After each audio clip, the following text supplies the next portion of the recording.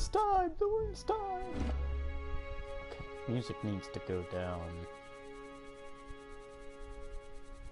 to like there.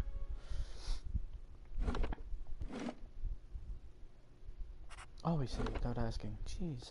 So, hello, welcome to Pillars of Eternity. I'm deciding to do this because Pillars of Eternity 2 is coming out soon. And it comes out soon on PS4, not PC. I'm so tired. Still waking up with Folgers in my cup.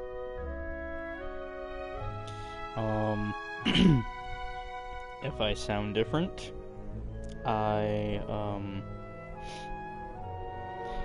if I sound different, it's mainly because I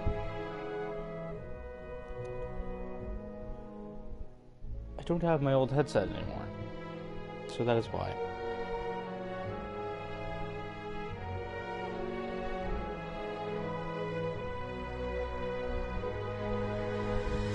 And of course, and like always, I have my chat set up. I just now lost my chat. I'm gonna share this.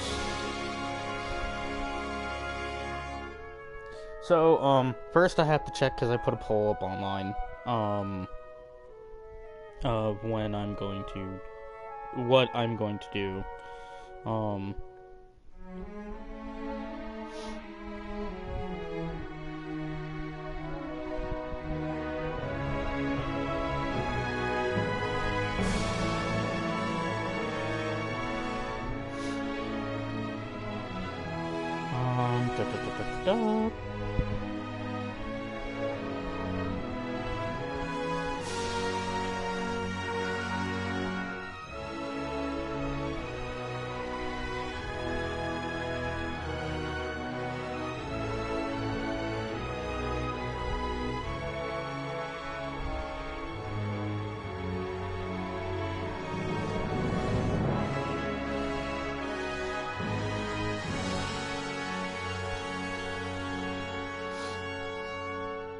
So, by the way, the game does have some voice acting, and it does have, times where you have to read stuff, so of course I will read them out. Unless it's something like really little, I'll try not to. Other than that, this is what is fully going on.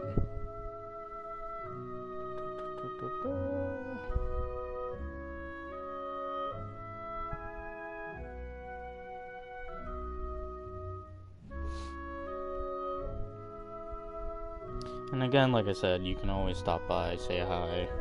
I have the chat live here.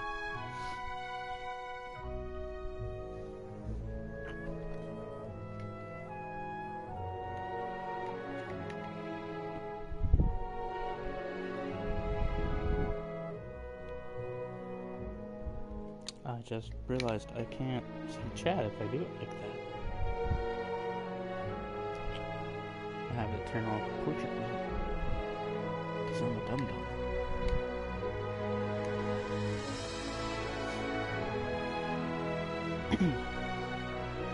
Okay, so, new game. I'm going easy, I'm not doing expert mode, not doing any of that. I'm just going to accept.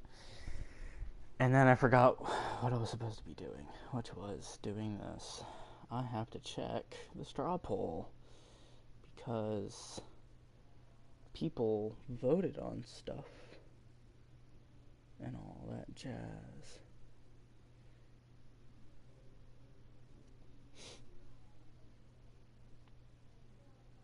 So last that I remember, it was a draw. 5 wagons broke blindly for the path on a starless night, their master glancing ever upward to the skies for assurance that he is on the right course. A dim lantern, his only protection against the encroaching darkness. But the skies bring no comfort, shining no light, betraying no hint of what they know. The caravan carries travelers bound for the frontier hamlet of Gilded Vale, you among them, where a local lord has offered land and wealth to settlers from abroad looking for a fresh start. You have taken suddenly ill, sweating and shivering, and one of the other travelers signals for the caravan master to stop on your behalf. He pulls up just in time to avoid plowing into the trunk of a fallen tree that bars the way ahead. You will go no further tonight. Damn, my coffee's getting cold. Okay, so, it is a tie between Cypher and Priest. I will decide which,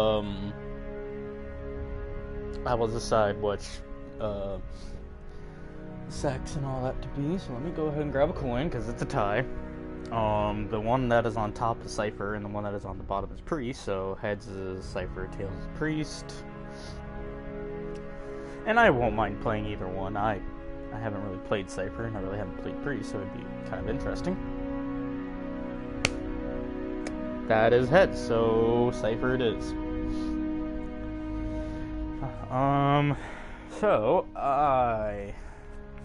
Okay, I forgot that's how you change. Like, male, female. There really is no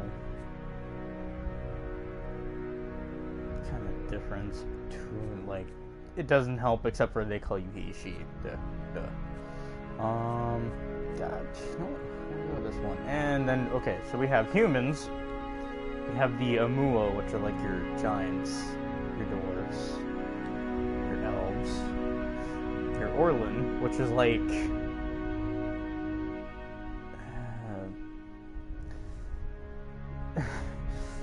they're mainly like furry and like gnomes.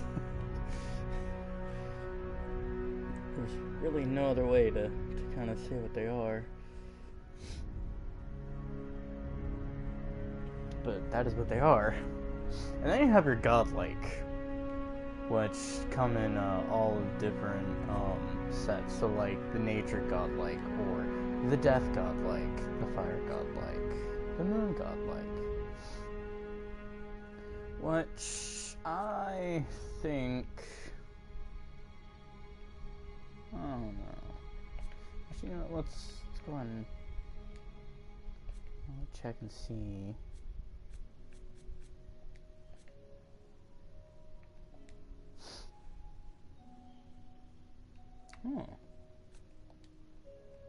Fire godlike, moon godlike, and nature godlike. I think we're gonna go ahead and stick with female. Do the godlike. Give me dexterity and intellect. Oh no, the death is kind of weird. Fire is kind of cool. Haven't really done nature much. But we're gonna go ahead and do a fire godlike. But we're gonna make them like tall and big. So this is just like the body type. So this is like, I believe only the godlike can be like this. So like you can have normal godlike, tall godlike, short godlike, petite godlike, or halfling godlike. Which we're just gonna do the tall godlike, tall and strong. And since I already said that the vote is in, and there was 2 votes, I flipped a coin. Cypher it is. Which a recent discovery of the Eastern Reach, ciphers were once called Brishwalgen mind hunters by the Glafkans. Ciphers have the ability to directly contact and manipulate other person's soul and psyche, using an ally's or enemy's essence as the focus of their magic. The most ciphers is still found in the Eastern Reach. So starting ability powers. Ciphers can directly target allies and enemies with powerful self-focus and Stealth, lore, and mechanics is their main use. Endurance, health, plus health of 4, endurance low. All that normal jazz. What are my comments? it's not showing up.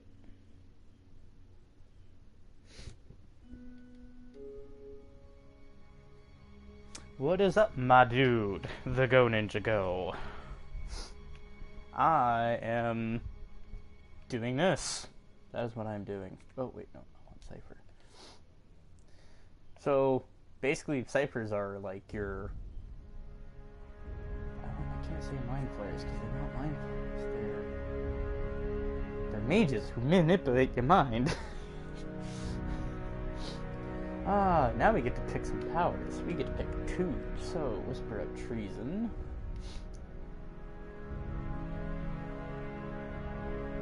I know. Who the fuck else would I know who has that name? Yamook.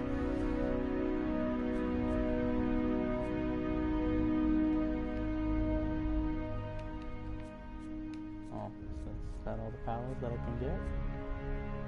Oh, okay, so these are the only powers that I can get. So, Whisper of Treason imparts a bedeviling secret to an enemy that causes its alliance to bend, charming them for the duration.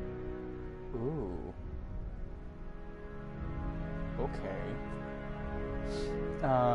Tenuous Grasp assails the target's grasp on reality, frightening and confusing them. Not bad. Soul Shock briefly transforms the outer shell of an allied target's soul into energy, releasing the electrical burst around them. Characters standing in the area around the target take shock damage. Ooh. I kinda like that. That's a lot of these are pretty... Why the fuck haven't I played a fucking Cypher before?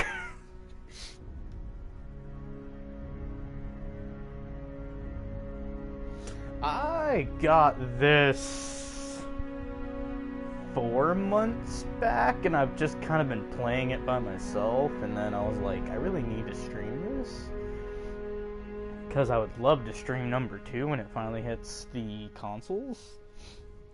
There's a lot of things I need to stream, and let's not get into that.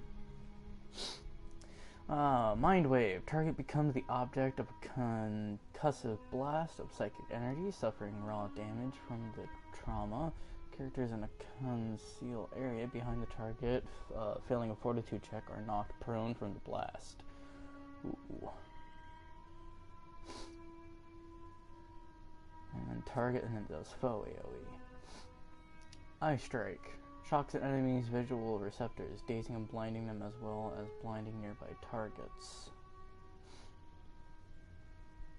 Okay, so there is also a difference. So like, most of these, it says affects foe target, so it can only happen to the enemies. But if it's something where it's, if it's like this one, or no, if it's like this one, it just says target blinded. Oh wait, no, that also does say foe AoE. Some things will say it's just like an AoE, which can hurt your enemies, so there is no like, oh, I can just turn off the friendly fire. Nope! You're fucked. An Apathetic Field creates a toxic physical manifestation with mutual antipathy between Cypher and the enemy target. Enemies caught in the path between the two will suffer corrosive damage. Yeah, I believe like this one is one of those like, yeah, this can hurt your friends if they get in it too. But since like at the beginning of the game you have one guy who kind of sticks back and one guy who runs forward, it then depends on you. What are you doing? Are you doing this, and are you doing that? And it's pretty interesting. I think we're gonna go with Whisper of Treason, and yeah, so this is the one that's charming them for the duration. Okay, yeah, so we're gonna go with Whisper of Treason.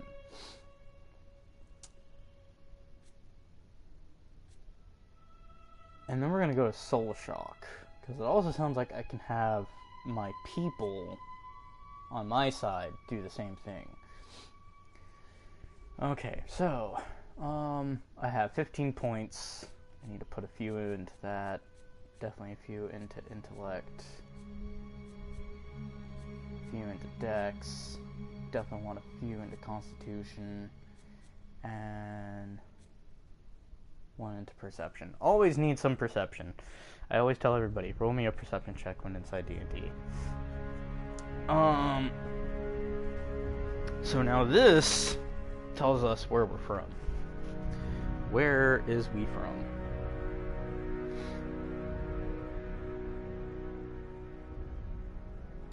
And I have to look at something real quick.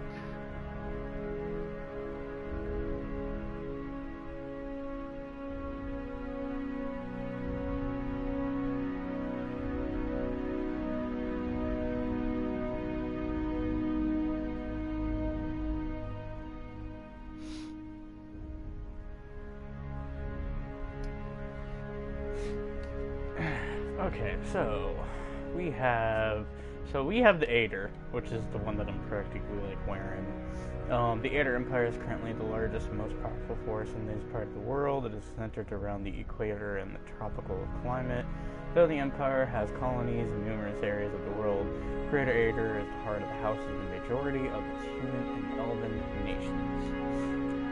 Then we have the Deadfire Archipelago, and oh, okay. Hammer smash. Consisting of the nations I'm not even gonna say that, I'm gonna butcher it. Dozens of Amua settlements and hundreds of lawless, pirate-infested islands that stretch along the southern sea of the Deadfire is home to bordered towards Amua and mixed varieties of other races. Deadfire Archipelago is the last stop for anyone headed east. A multitude of monstrous sea creatures infest the oceans beyond, making travel virtually impossible.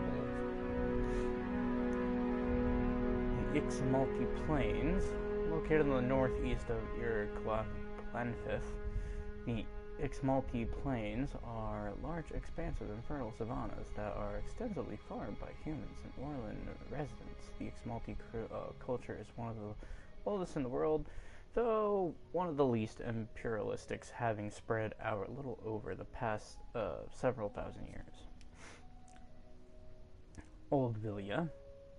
Once the crown jewel of the southern seas, Oldvillia is now the crumbled remnants of the empire of warring merchant nations. Counting many humans and dwarfs among their rank, the old Vanillan countries are still forces to be reckoned and are proud of their rich cultural heritage. Give me one moment. I'm going to take a drink of my coffee, because I'm pretty sure it's cold now. That's fucking cold. Ugh. And that didn't change much, except for, like, you gave me... Okay, Old Vatilia, you gave me a fucking rapier and a fucking stiletto. Rattouille, you gave me a fucking axe and a dagger. Ratatouille? Ratatouille. I need to check something.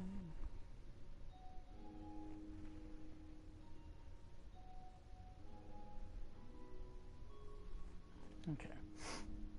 And again, you can always still comment, and I can always still see you. I have a chat open. So, dominated by the Amua nation of the Rattouille, the Gulf itself is the host to a number of nations, most of them Amua, Orlan, and Dwarven. Though these countries are relatively young, they are some of the most advanced colony settlements in the east. The Gulf is the land of riches and resources for those who can take them, though the entire coast is often pummeled by violent storms. And the Living Lands.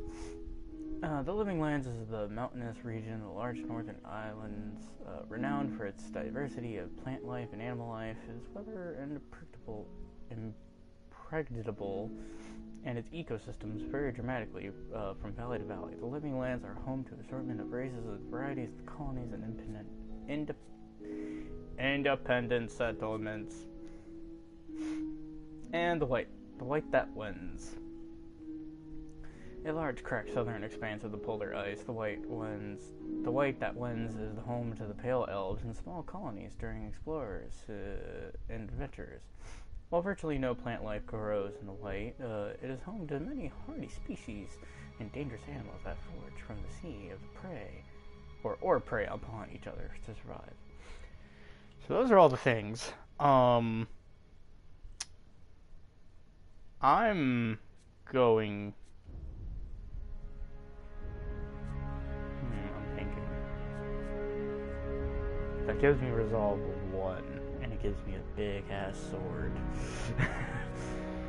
This gives me dexterity, but it gives me a hammer and a shield, which that's not very dexterous to me.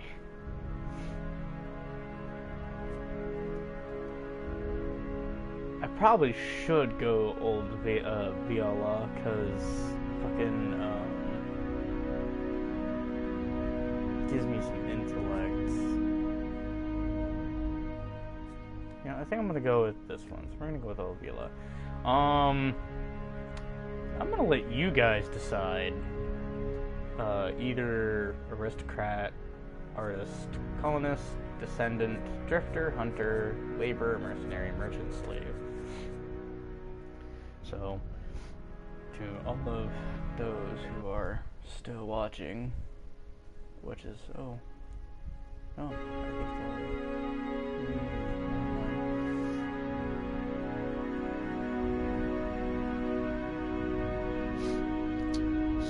so, I think, because this will help me out,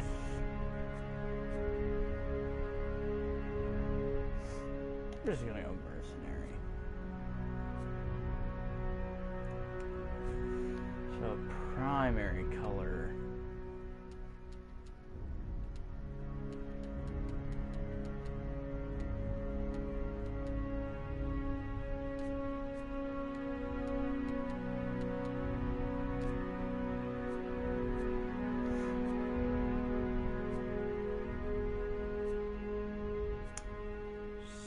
So, I think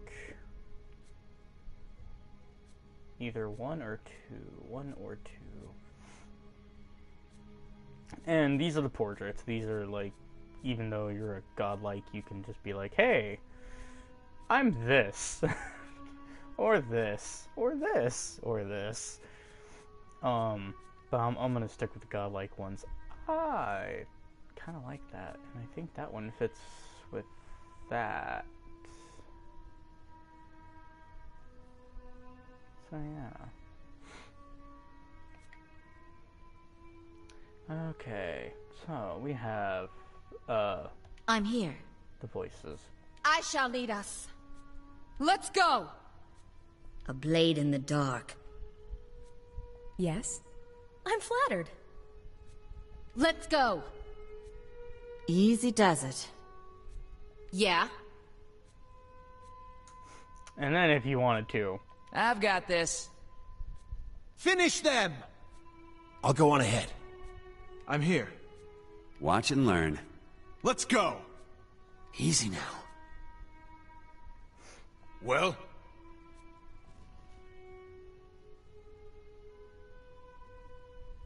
And then of course you got nothing, so if you want to go with nothing, you can do nothing. I like to stick with the voice. Let's keep quiet. Yes? Silence surrounds me. Okay. Come on. My phone is acting up. No. Okay. Now I am leader of the group. I'm here. Quietly now. So I want to go benevolent.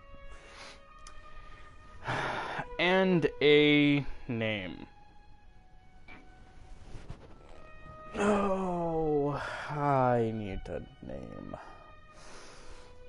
The name. I don't know of a name.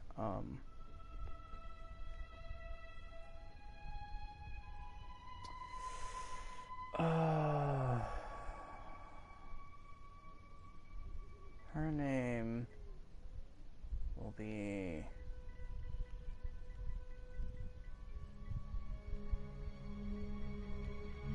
Alexandra. Oh, that doesn't feel right, no. For a god type... Give me one moment. I'm just gonna go ahead and pull up a fucking D&D game generator. Don't mind me.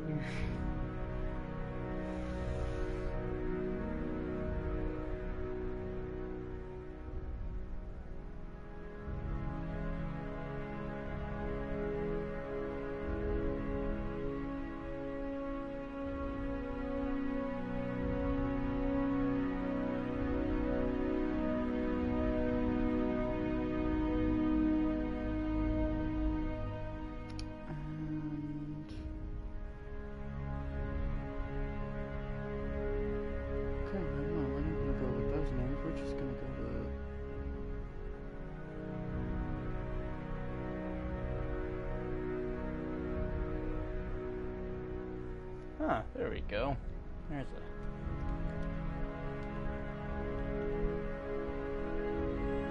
Alright.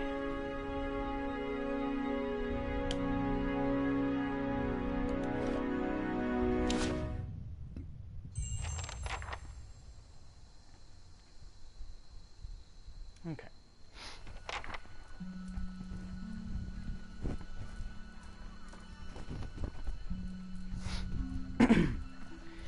The caravan master finishes addressing the group. His bushy red mustache and the sagging jowls quivering as if for emphasis. Everybody stays close to the wagons, got it? Stay out of the woods, and beasts take you if you were planning a stroll through those ruins up there. He nods towards a looming black mask on the hillside. Whole area's crawling with hut-dwelling types who'd be happy to stick an axe in you for trespassing. So mind that you don't track mud on their sacred blazing rocks. Tonight, everybody stays put, and in the morning we'll get the path cleared. Gilded Vale's less than a day out. Understood?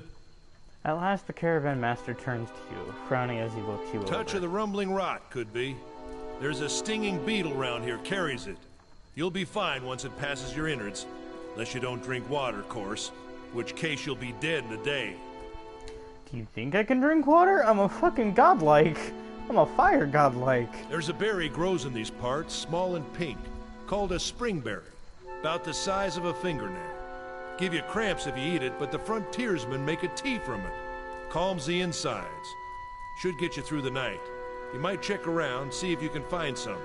Meanwhile, I'll see if we can scare you up some water. I know you want to hunt before it gets much darker, but see about refilling our water first. Got a sick one here. Odema looks over his shoulder at his assistant, a lanky, intense man named Sparkle, who carries on an old sun-bleached bow.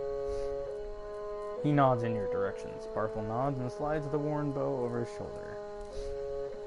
And where would I find the berries? They grow on a bush that's common round here, kind of funny looking. You'll know it when you see it. Doubt you'd have to go far off the road to find one. Nothing you won't see on half the hills of Air Glonfoth. Money to be made selling their knickknacks in Defiance Bay, if you don't mind getting stuck with Glonfoth and arrows now and again. They didn't build them, but I'll be the effigy if they don't watch them like a mother bear.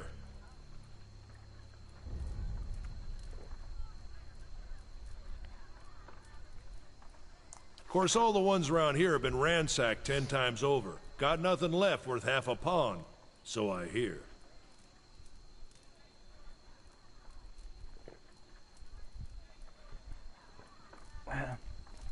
Sorry, just wanted to finish up that coffee. Who did build the ruins? Got different names for them. Settlers called them Ingwithans. Nobody that liked them enough to stop them becoming ruins, tell you that much. Is it dangerous out Not here? if you hurry about your business. And not if the weather holds up. And what kind of weather do they get out This here? time of year, rain mostly, and wind. But there's a different kind of wind out here time to time. Locals call it a Beowick, born out of the ether, the spirit's path. Never seen it myself, never cared to. What are these huge rocks coming out of the ground? They don't got Adra where you come from? Well, it just grows up out of the ground like this.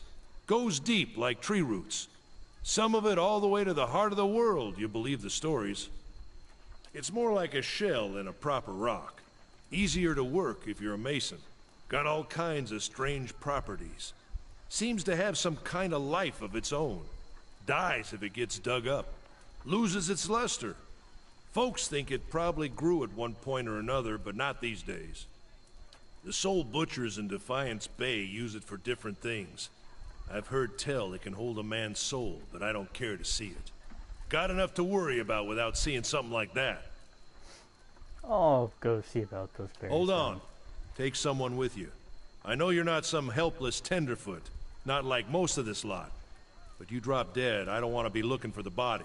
Got a schedule to keep. He scans over the travelers, resting his eyes at a length on a sturdy, armor-clad woman who has spent. I have fucked up this whole entire sentence. Let me start again. He scans over the travelers, resting his eyes on a length of a sturdy, armor-clad woman who has spent the journey's nights sleeping on uneven ground without blanket or pillow. Kalisha. Kalisha! The woman looks up on her own time. She needs to find some spring berries. Watch that she doesn't drop dead. No promises. What kind of guide says something like that? Kind you can afford. Don't listen to her. You're in good hands. And I pay too well, if anything. Odima chuckles and shakes his head. He looks at you, and then he casts a sidelong glance at her. Off with you. Hayden should have supplies. See that you're equipped before you head out. We're in harsh country. Get your berries and hurry back. And if you get so much as a tickle of wind, you drop everything and you run. Something in the air tonight. If it's a Beawick, we'll shelter in the ruins. Hut dwellers be damned. You heard the man. Let's get going before you keel over. So, this is how the game is played.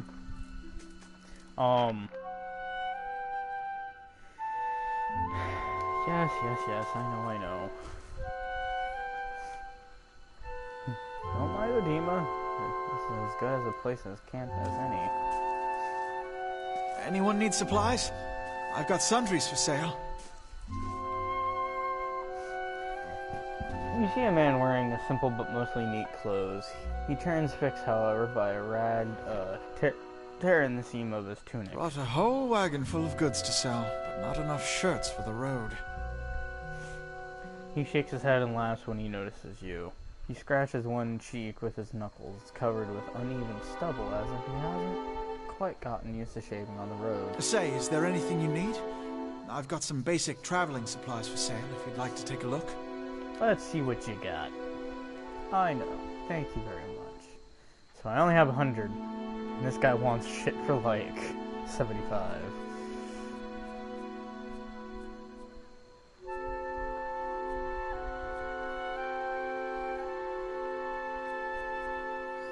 Things go down in price when you get towards fucking like one-handers.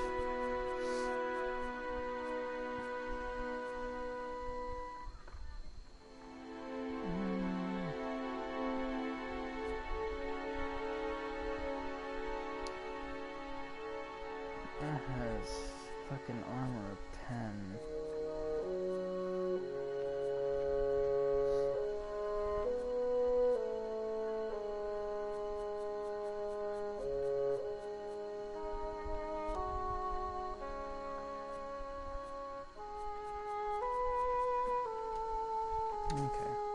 Well, we'll continue on. So,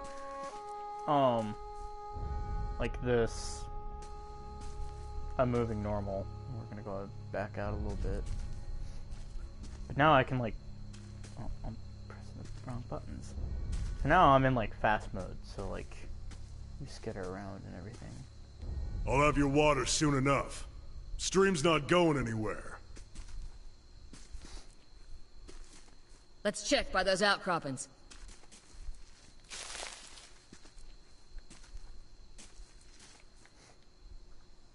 The path winds through. We shouldn't stray too far. Back to the way you came. Groves and the road mark the passage of hundreds of caravans.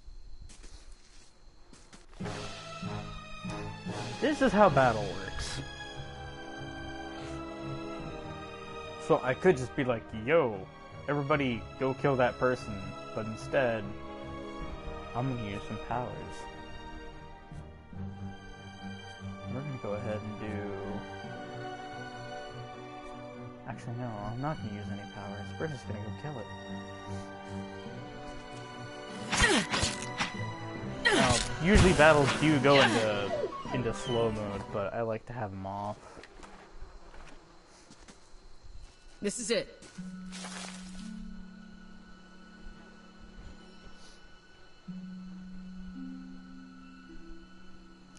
So, Kalika, mercenary, you look like you've seen your share of action.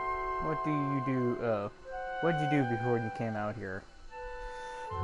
And this is where it doesn't really matter. You could just be like, da da da da da, or you could just, this isn't your business.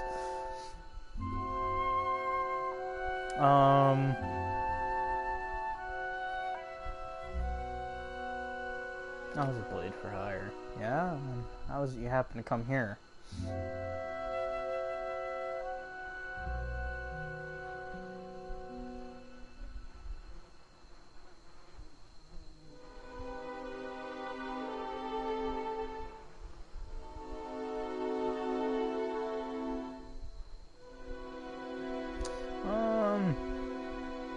We're gonna go with this one.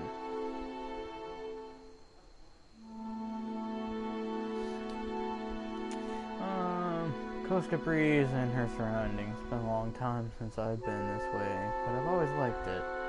Lord Radrick's offer makes a girl think. I'll give him that. You here to settle like the rest of the lot? Nah, just passing through. That's usually the case with the big city, just a little way further up the same road. Where are you headed? Nowhere special, just putting as much time and distance between me and the old life as possibly can. Seeing as how we're halfway between nowhere and nothing, I'd say you picked the right spot. Anyway, I'm wasting time here. Odom will give me an earful. Let's be on our way. And, tell me about yourself. I've got simple needs. I like the skies and the far horizons. I find work that lets me live that way. My family wanders too. We started in the Direwood, but my parents ended up in Living Lands. I've got a brother in Ratui and another in Adir. My sister in Gilded Vale. She's only the real homebody. Koska sighs unevenly. Her eyes search the ground at her feet. My sister moved out here some time back. She sent me a letter. She seemed worried, but that's how she always is. This time, though, she asked me to come out, and that's got me a little worried. I haven't seen her in ages. Been doing guide work in Exmalti. But I'd do anything for her, and she's a much better woman than me, so I'm hearing, we'll see. Alright, let's get back to camp. You know, I wouldn't hold my breath that Sparfle's getting water anytime soon. He does what he feels like, and when he feels like it, we shouldn't check up on him first. Slap him around a little. Stream's just down the way. Come on, let's get your water.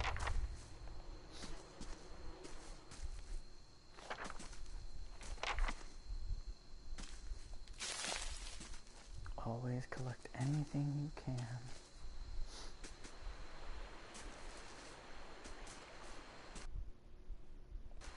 Thank you. What a surprise. Sparfle went hunting. This is recent. Not good.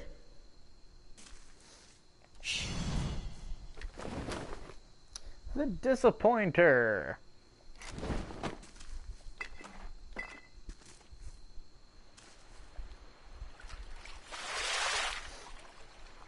You crouch at the riverbank and dip your water skin into the cool water while Callista waits nearby, keeping watch. As you rise, you notice her look up sharply towards the tree line. You have gained an item quest, with full water skin added to stash. Out of the trees emerges Sparfle, one of the guys, barely discernible in the dim moonlight. He no longer carries his bow, and there's a strangeness to his gift. his stride wobbly as he moves towards you with a labored breath. Sparfle? Are you alright? Sparfle's toe catches on a rock and collapses forward in a heap, the feathered shaft of an arrow planted between his shoulders like an enemy flag.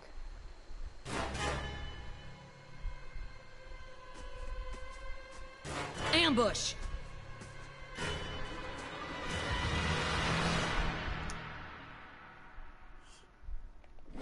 I know. Jeez. So, this is where we're gonna go ahead and start using some of our powers. Cause I don't have enough focus. Oh. Well, how the fuck does one get focused then? Okay, well, no, because I'm still I'm gonna go attack this guy. You can go ahead and knock down this guy. Unpause,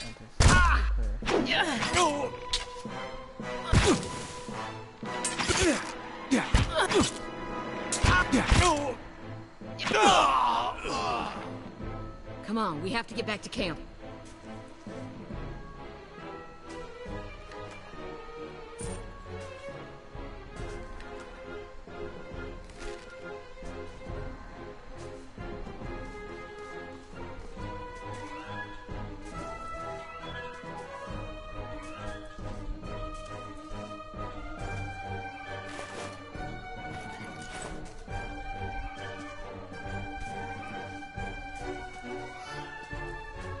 I think I passed.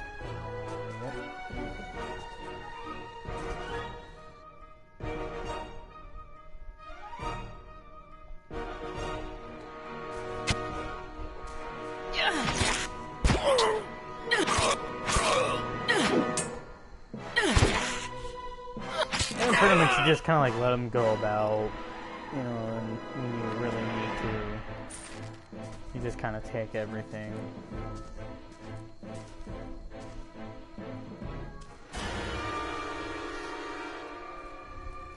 Glenfassen Salida. All around you lie the massacred remains of the other travelers, paired with arrows and knife hilts, splayed and bug-eyed and filthy.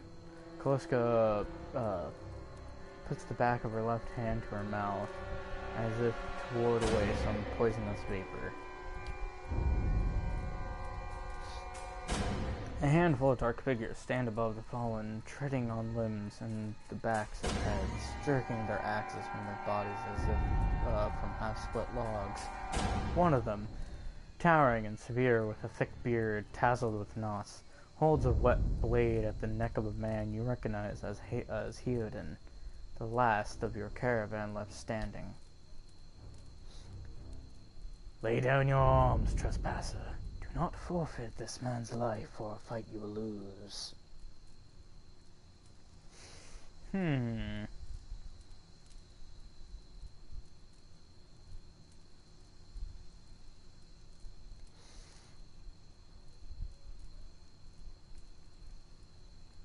So let's go ahead and do a lore one. The ruin has not been sullied by your hands, men of Irglenf.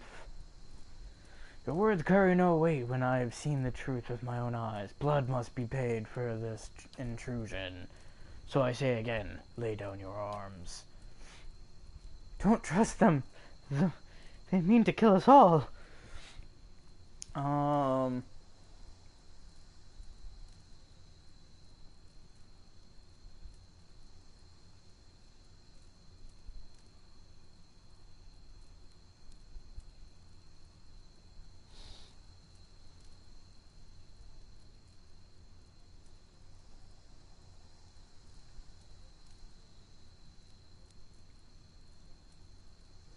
So we're going to go ahead, we're going to do an athletics, rush the man before he can react.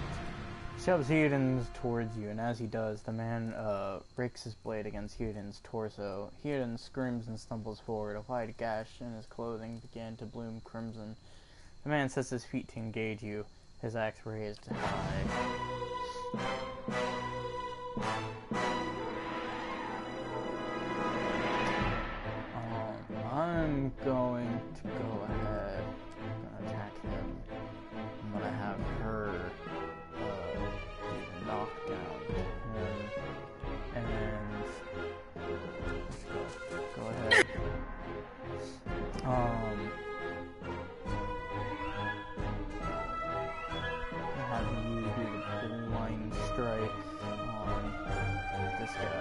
Oh,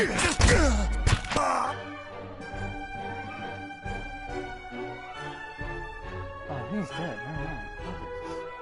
It's just... Everybody attack him now.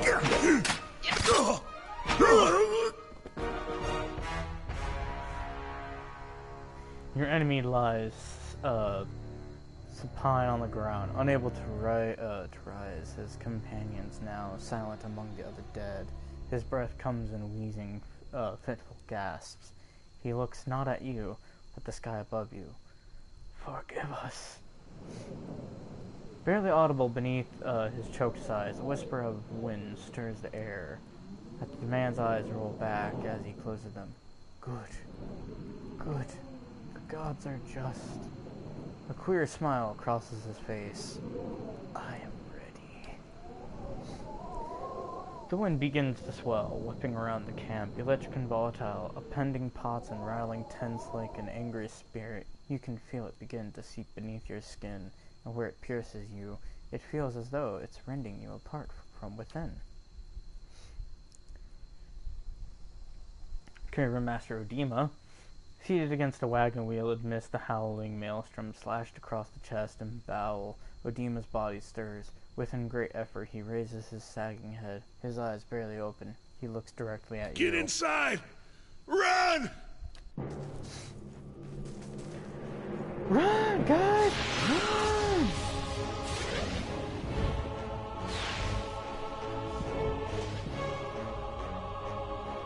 Run, bitch! Run! Straining against a gale that threatens to pull you off your feet, with every step you set your hands in the worn folds, let it drop, and set about pulling yourself up the precipice. With the last burst of energy before your arms give out, you swing yourself up onto the ledge. Beating trails behind, slowed by injury, delayed by early hesitation. As he nears the face of the rocks, one of the following attackers, like a clinging to death, lunges for healing and topples him onto the rocky ground.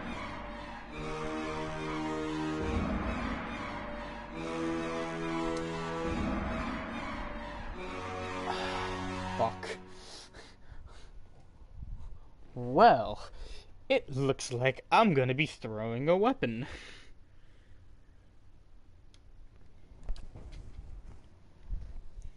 Your aim is sure as the hit jars here and loose. Launching, lurking to his feet, Hearden clambers up the base of the rocks as he nears the top. However, the wind flares, pulling him sideways and tearing one of his hands free. But diving onto the hard rock, you manage to catch a hold of it, securing his other hand. You pull with waning strength, and it feels as though your arms will be jerked from their sockets. They hold just long enough for Hearden to set his feet and join you on the trembling ledge. There's deep resonance you feel it in the rocks and beneath your feet and inside the cavity of your own chest. As though it would shake the marrow from your bones, each new gust menaces the old stone before loosening connection, unsettling balances. As you dart beneath the old archway, the enter portal begins to fall beneath its own weight. Some of the people you meet and fight in the world can be taken prisoner and held in your stronghold. Good. I didn't think I need prisoners, but I guess I need prisoners.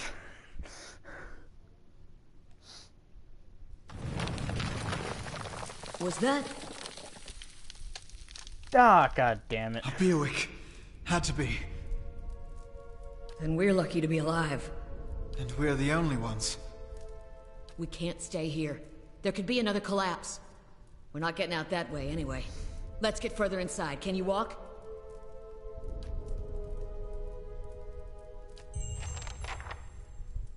So I lost my rapier.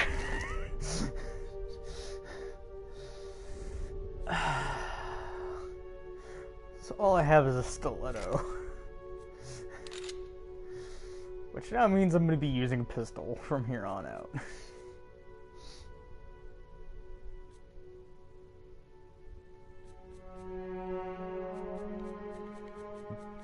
I'm just going to go ahead and...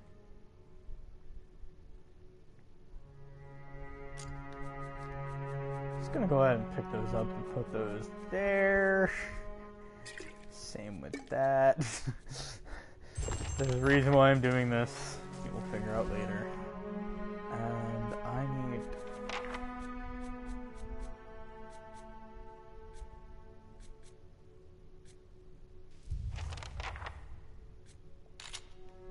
There we go.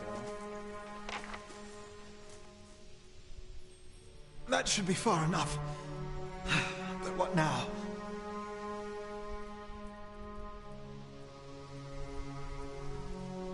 We look for another way out. Storm has to die sometime.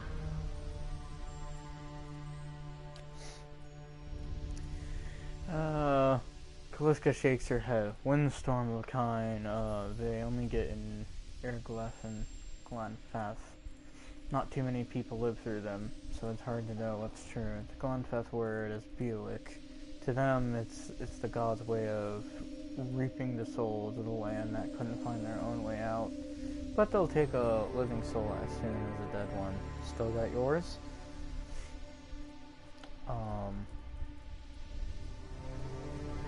Who attacked us? Glenfinans. Those would be the hut doors the demon warned you about.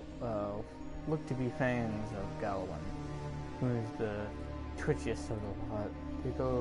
They go ruin to ruin looking for fights with colonists. Poor Edema, I think he half expected this once we lost the main road.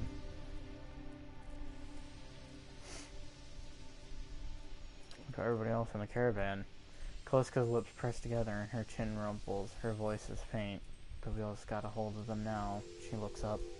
Gods grant them better luck in their next lives.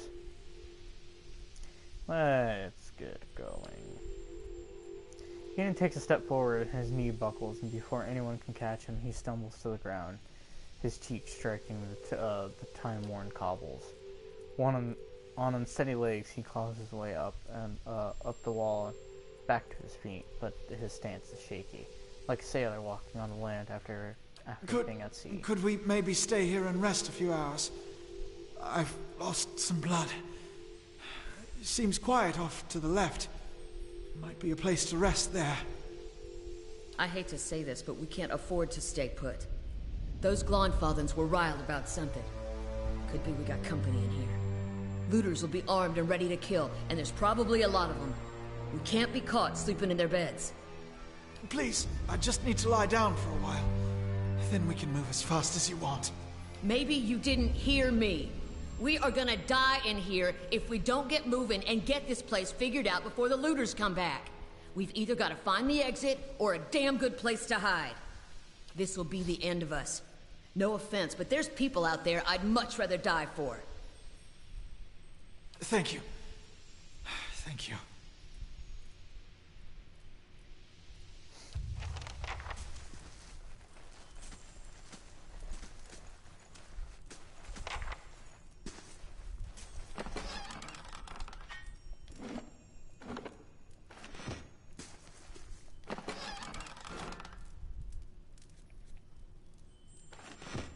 Stay quiet.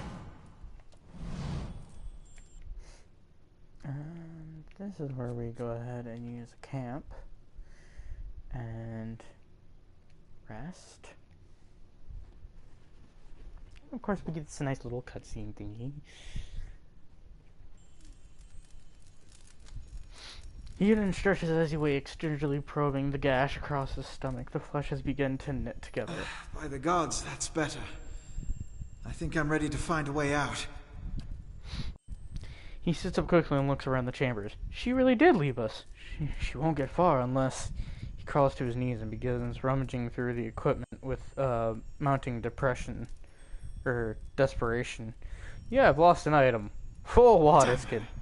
She took all our water. If we hurry, maybe we can catch her.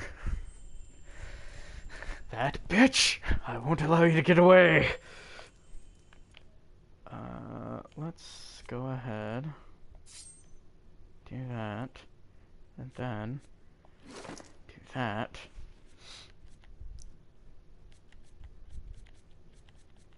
That bitch! She also took my fucking mace! I'm a killer! I'm gonna punch you with the right hand and stab you with the left.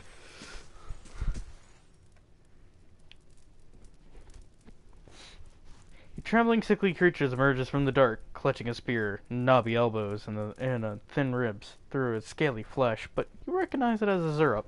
It watches you cautiously, breathing in ragged sighs.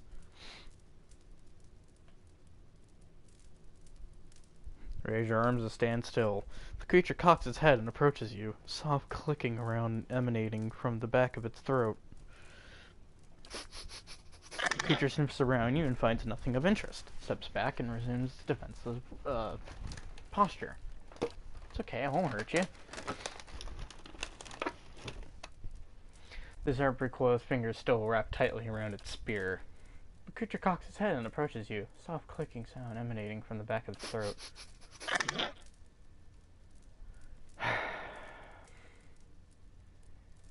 Well, people like violence, so violence it is. I'll tear you to pieces, lizard.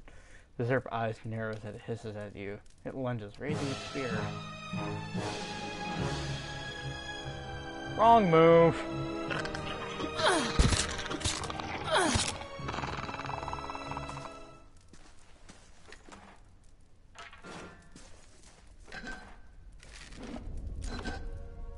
Give me one moment.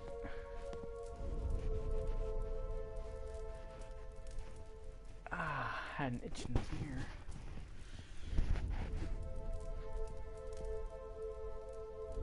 I also have not worn earbuds in so long.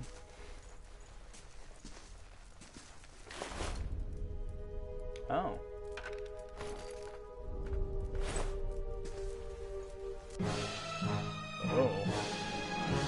Oh. Here then. I need to do a blinding strike, please. As I'm going to just attack it. Oh, shit.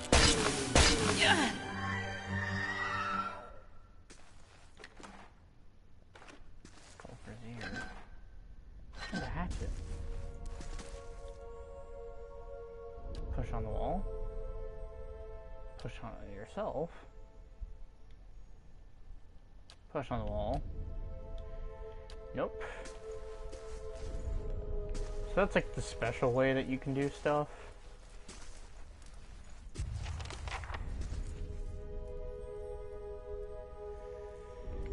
You dumb bitch. Poor Kalisha. Took my shit.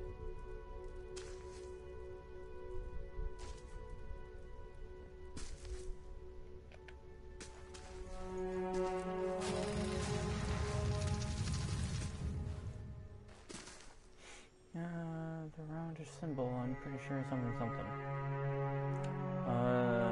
Twist the fiery hair to the brazier. Aha! I don't need your fucking torch.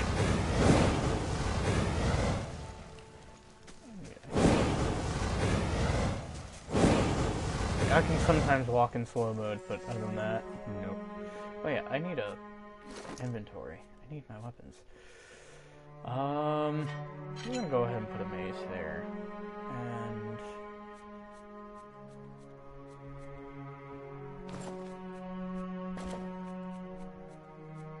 actually, no.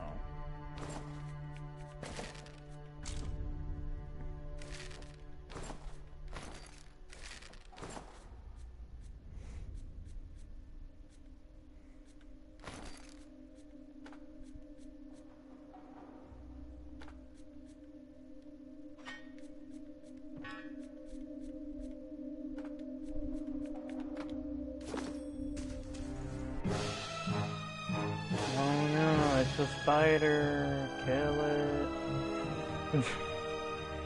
Oh no, whatever shall we do? It's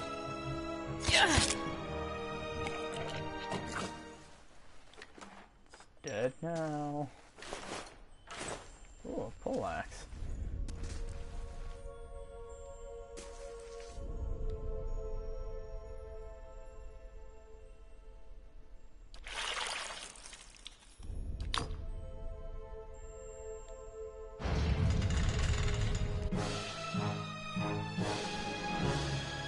Sorry I quickly went through that.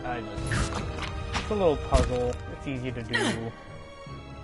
God damn. I am weak. I am weak.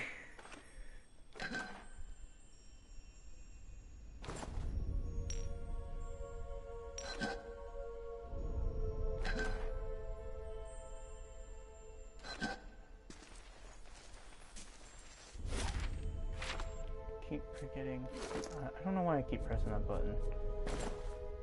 Just to say, excuse me, sir, that's mine. Thank you very much. Excuse me, that is mine.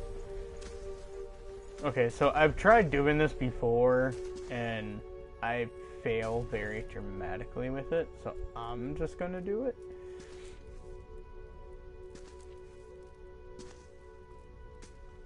Since you fucking stepped on a trap, you dumb bitch. Fucking... No, we're not gonna go through that way. We're just gonna go through here. My way. The highway. Go ahead.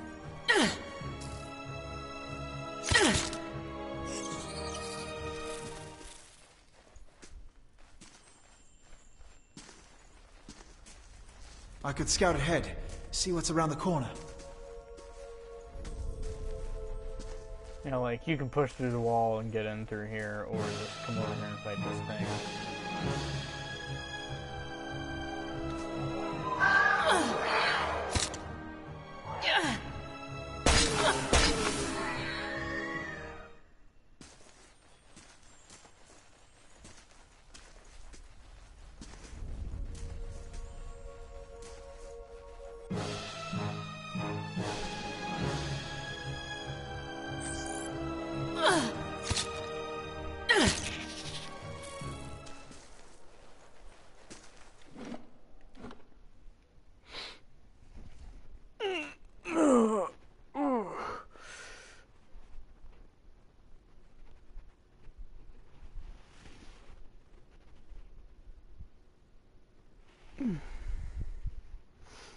Okay.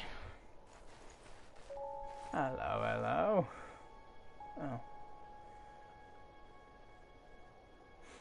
Older robed man. 4 figures stand before an otherworldly apparatus, an ancient structure of chiseled adra and metallic veins, ominous and looming like a silent observer. Standing motionless in their midst is what appears to be a human body, colorless as stone or ash. The other figures gaze upon it in what might be contemplation from your vantage point, or well obscured from their view. The figure closest to the machine stands out among them. A thick gray beard frames a face otherwise hidden beneath a metallic mask. His faded robes are embroidered with runic language unlike anything you have ever seen, and he wears a strange black headdress with two protrusions that out of the wing-like of a malevolent creature. Oathbinder, bear witness, and see this man has kept his word true to his last breath, full to his blood's last drop. Guide his soul, queen that was, and regard it among your favored. Let his life by the key be his confession. Let his death by the key be his absolution. May he walk the world ever free of the crushing weight of the book. Your brother has done his part, and you have seen the power of his contribution. I will accept no further hesitation from the rest of you. In the sight of the queen that was, will you fulfill the oath? Will you take your place beside your brother in the endless esteem of her memory that is without flaw? Step forth, and be assured of the great worth of your life's course. The man passes a gaze over the others standing around him. He looks at each of them in turn.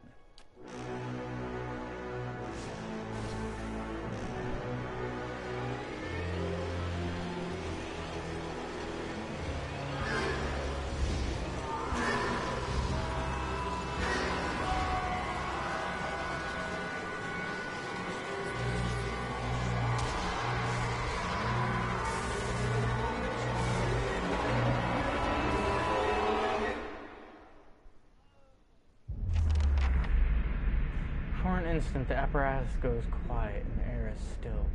Then, all at once, it erupts with a concussive surge. Light floods your vision, and you are knocked to the ground.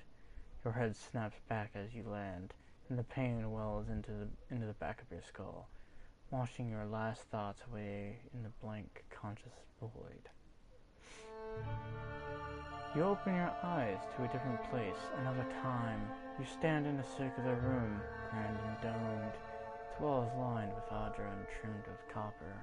The style is ancient, but the chamber is unweathered.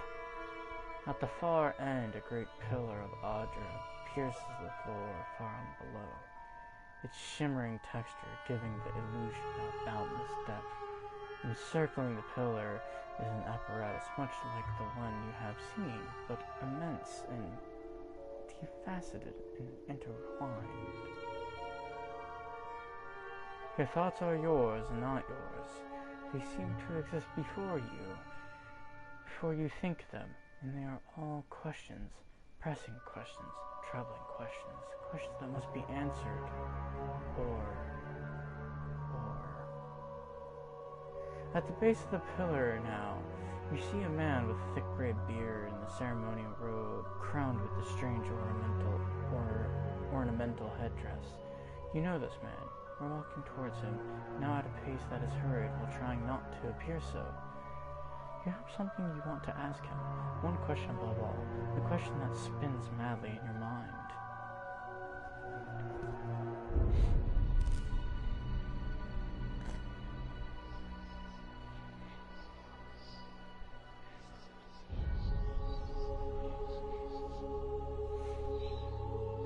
You awaken to find your malaise has broken, only to be replaced with something far more concerning. Faint whispers are audible at the edge of your hearing, like a ringing in your ears that does not subside. Movement flits through your periphery, but when you turn to look, you can see no sign of whatever it was. You find your gaze vaguely darting this way and that, involuntary paranoid tick. If this is a sickness, it may be dangerous to go without treatment for long. The figures at the machine stand frozen in place, flesh and blood replaced by cinder and ash. The man who led them is nowhere to be seen. You find Hearden a short distance away in a shallow lake of his own blood. His body does not stir. You are alone and far from help. Gilded Veil may be your best hope in receiving treatment before things get worse. This is why I took everything from you. You dick.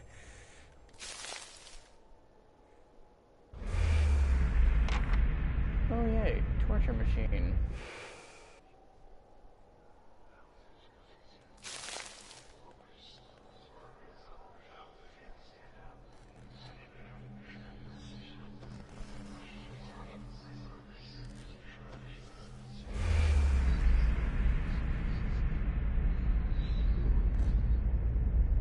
That is a person who's being burnt alive.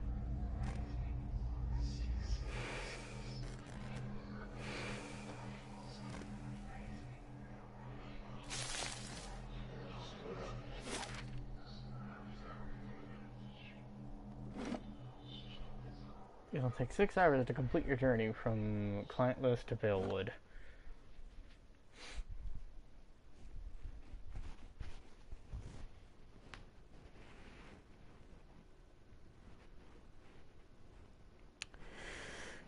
You know that I think I'm gonna have to do something that I haven't done in my other games, which is I'm gonna take people back there when I run into Perhaps them. rest is in order?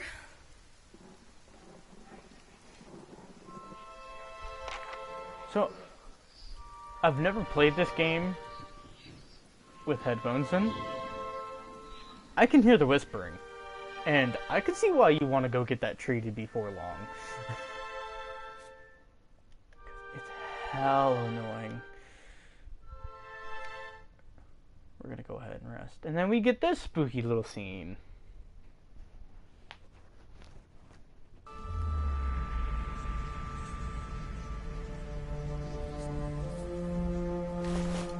It's not that I don't want to carry more.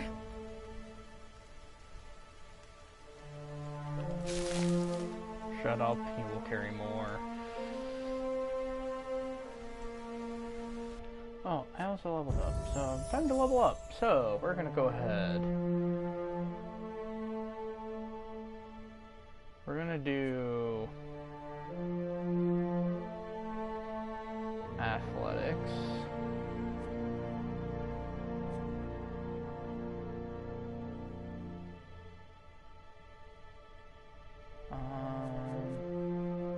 Stealth. Do another athletics. I'm gonna do a lore.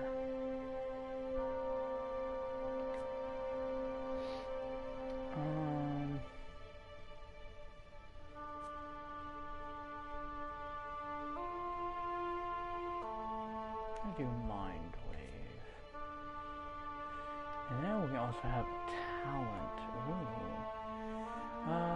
The Cypher Soul Whip bites deeper, granting a bonus to damage. Modifies Soul Whip.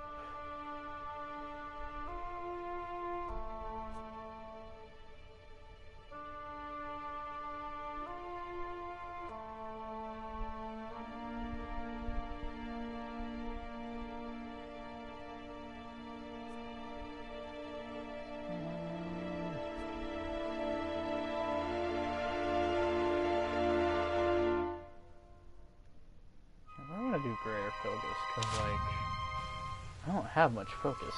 Oh, I now have 20 fucking focus maximum. Oh, hey. Oh, shit. God, it's just dead people lying around. Isn't it better to clean this shit up? Oh. I can use my powers. Use my powers now. One. Oh, shit.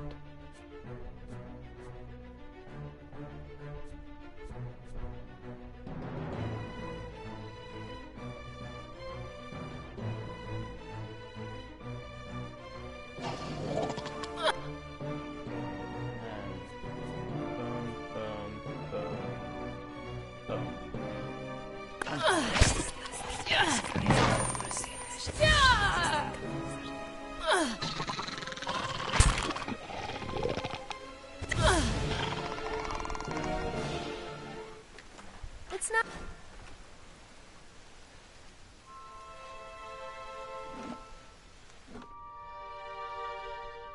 Oh no. Oh no.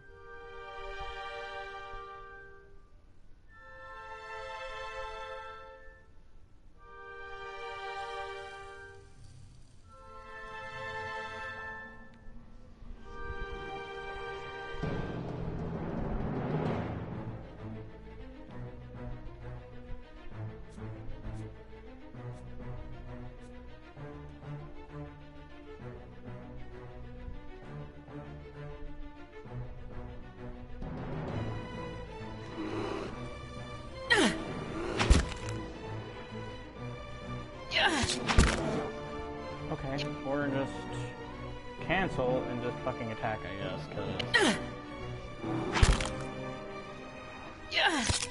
Am I gonna win this? It's not that I don't want to carry more. I forgot. I know, you can't carry more. Oh, Jesus Christ. A figure drifts suspended in the musty air of the caravan. It is form and features blur and twist in the cascading ripples of the incandescency. You feel its energy eddying about limbs, filling them with heavy chill. Touch it? You reach out a hand for the spirit. In moments of contact, you feel as if you've been struck a blow, heading reeling as you tumble helplessly into the waiting darkness.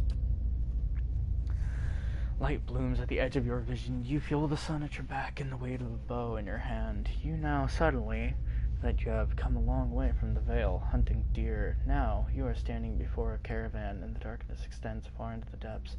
Even so, your friend strides out before you, his red cloak flapping at his heels. You follow, heart hammering into your chest, as he leads you deeper into the cavern. There is a roar like thunder echoing around you. Fear seizes you, casts you stumbling back towards the exit, towards the light and escape. You see a glint of steel, and there's a sudden terrible flash of agony behind your knee. You scream, stumble, fall. Your thoughts are chaos, lanced through with pain, but in a moment, a terrible clarity, you see your friend look back in the mouth of the cavern, his dagger doused in crimson to match his cloak. And then there is a great dark shape above you, and then there is more pain. The vision recedes. You are thrown back into yourself with seemingly relentless force. The corpse lies at your feet, and the specter lingers in the span of energy between you both. You feel a sense of questioning, confusion, or anger.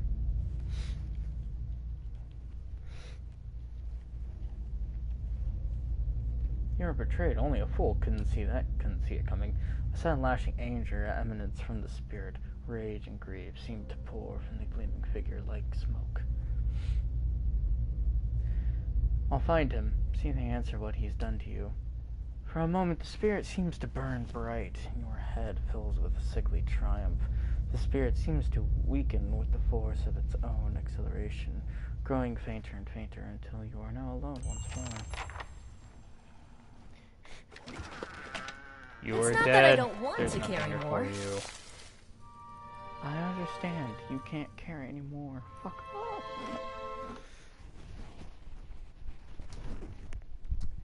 If you hear me keep on moving, it's because I'm finding a proper place to sit. Because, like, the screen's kind of, like, the words are small, so I really can't see much.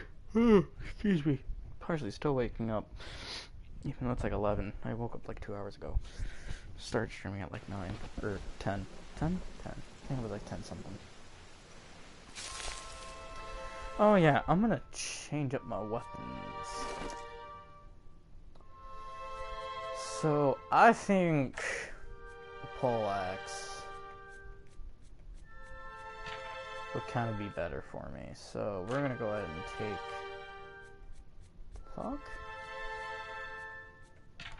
Did I say I wanted that? No.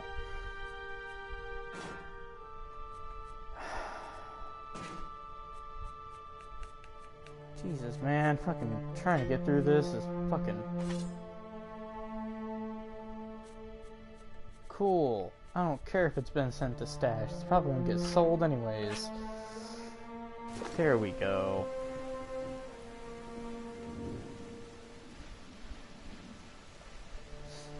Shattered pieces of the crate are strewn like that, but they're along with a few muddy somethings.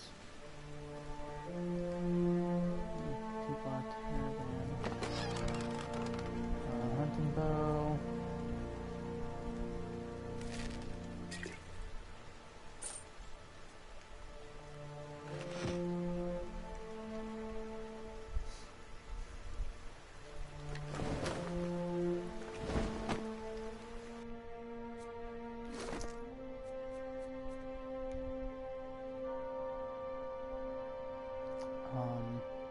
Salmon. My dear Nantan, please be safe. Know that whatever happens, I love you still. Ow. Oh, I said no.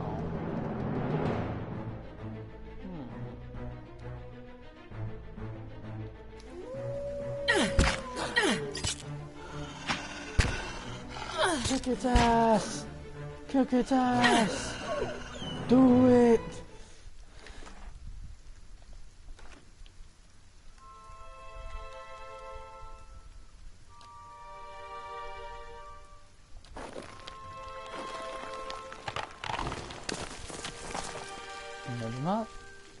I don't remember how to get up there. I think you need a grappling hook.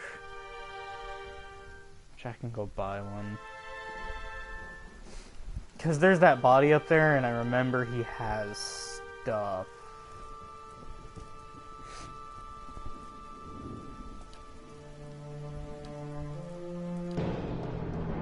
Now this is where I'm definitely going to use my abilities, because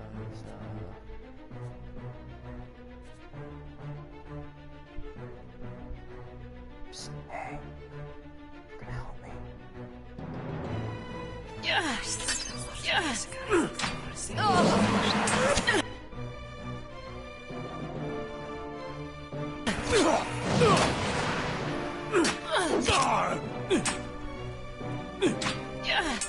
Kick his ass.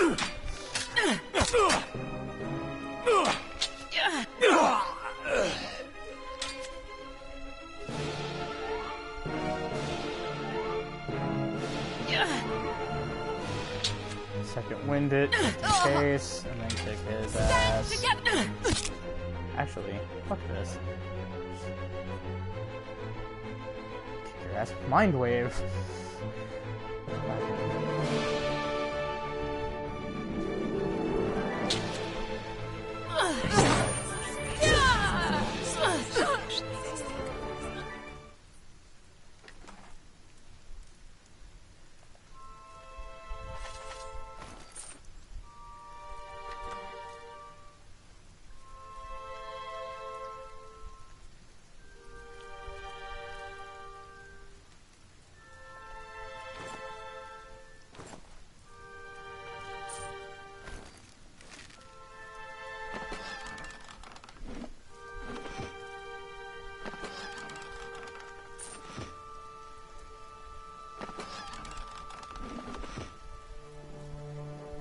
Hail and well met. By the flame, thank you, thank you, thank you. I thought I'd be stuck looking for these ignorant weasels for the rest of my life, until they were bored with me, I suppose. I must get back home. I only hope they haven't hired a replacement. The dwarf looks aghast. Listen, the next time you're in Gilded Vale, stop by at the Black Hound Inn. I'll let Pasca know just what you've done for me, and I'm sure she'll do great by you in return. Oh, to be back in the oven again. Or to be back at my oven again, not to be back in. Don't go in the oven. You do. Don't go in the oven. You're not supposed to go in the ovens. Okay, and then to Gilded Vale, which will take 8 hours. Like, I don't mind the traveling system. I do like the looks of the traveling system. Oh, in number 2. Oh, excuse me. Because number 2 definitely looks great. It's like, holy crap. I love it. Fucking love it.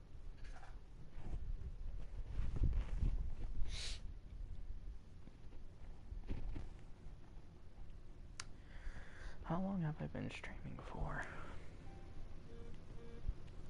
I've been streaming for a while.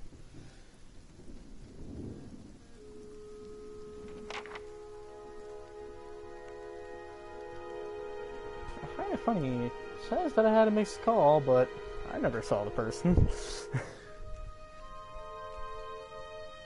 Whatever.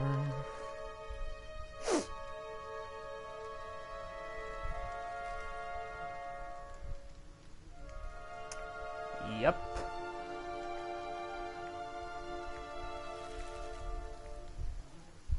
You must be one of the new settlers.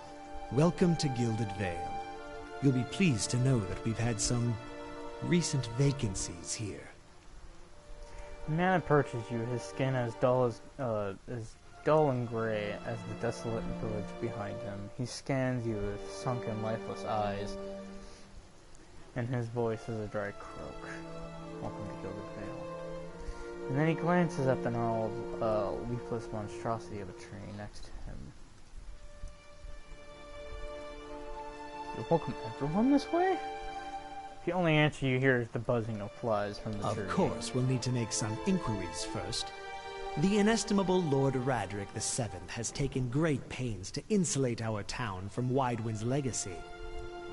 Have you ever conceived a Hollowborn child?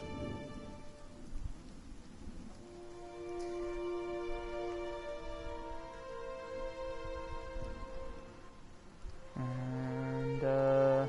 Are you absolutely certain? Lord Radric has made it his first priority to eliminate this scourge from our village. I should warn you, stranger. Here in Gilded Vale, we have a special place for dissidents, charlatans, and those who would hide a curse in our midst.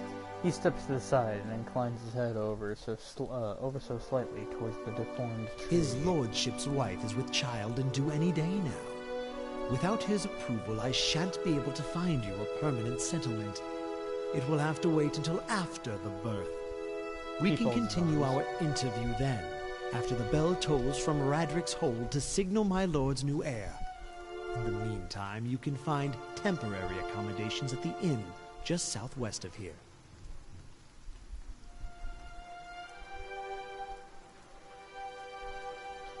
Before I got here, I saw several people conducting a strange ceremony near some ruins. He regards you carefully. You want to mind when you mention that trespassing in Engleth ruins is legal, not to mention dangerous. You probably saw someone attempting some new ritual to appease the gods. People will try anything these days. Bereth, have mercy. We certainly have. Maybe so. Like I said, it's the best to stay away from those sort of places. If you have any questions, don't hesitate to ask. It's important that everyone in Gilded Vale understands our rules. I'm feeling strange. Since a close call with the Bailiwick, is there someone in town I could help? Whatever your problem, it sounds like a matter for an animancer. However, the only animancer in Gilded Vale isn't in any condition to speak. Consider yourself fortunate. After she failed Lord Radric, we saw to it that she wouldn't profit from the misplaced trust of others. A bad cure is often worse than none at all.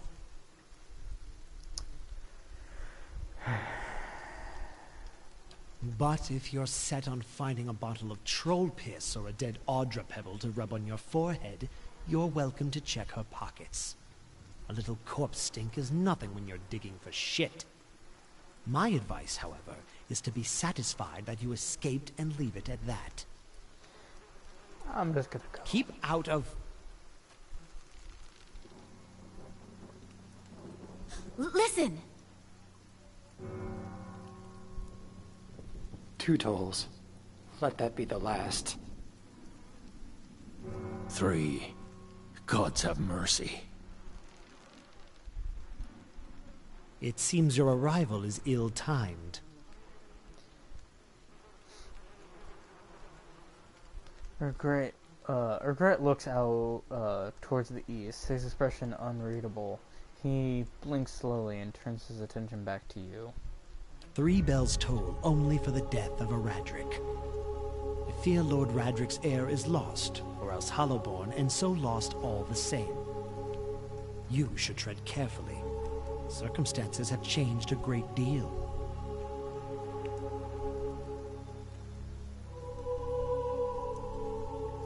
What happened?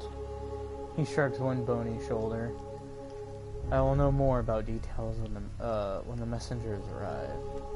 The vagaries of childbirth, perhaps, but that's not your concern.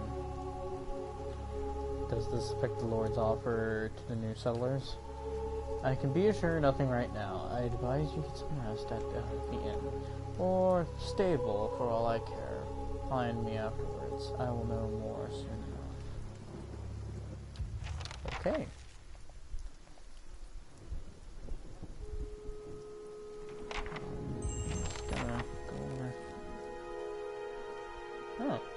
Were you looking for someone in that tree? I could introduce you.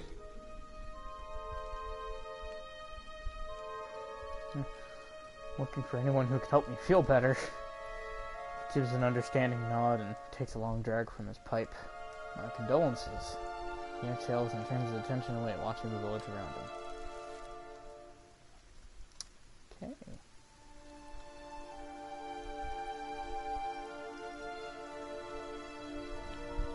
Oh. You see 4 people gather by the door to the inn. Their raised voices and chopping gestures suggest an argument reaching its climax. The first figure raises his hands for calm. His face is partially obscured by a hood, but his height and stature suggest an elf. I meant no offense. Let's put this matter to rest over a round, shall we? My treat. Hoping to soothe our pride with a few Adira coppers, eh? We don't need your coin. The others, two folk men and an old woman, don't look convinced. The woman crosses her arms, and she spits at his feet.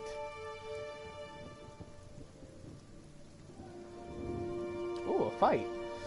One of the other men glares at the hooded elf. His eyes are red from drink, but his gaze is focused. You've got a lot of gall mocking us in our own village. We don't take ill treatment from foreigners, especially not Adira. Go on. Say it again. I'm itching for an excuse. The second man thrusts his chin at the elf. He stinks of sour ale. Why, you're itching for the kindling touch of your sister, you cocksfeather! I'll cut that barrel-licking tongue out of your head. A collective cry of outrage rises from the 3 locals. The second man snarls. This is a misunderstanding. I didn't say whatever it is you think I said. We've nigh quarrel. Horror and shock paints themselves across the elder man's face in broad, hasty strokes. He frowns and swallows. He then plants his feet. Something surly and raw flickers through his eyes. That's where you're wrong. The elven woman draws a blade. That's where you're wrong.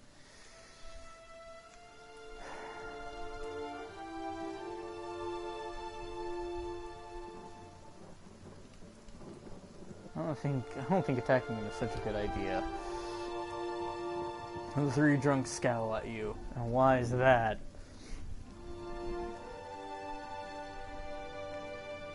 I could be like, yo, you deal with him, you deal with me, and that's not something you want.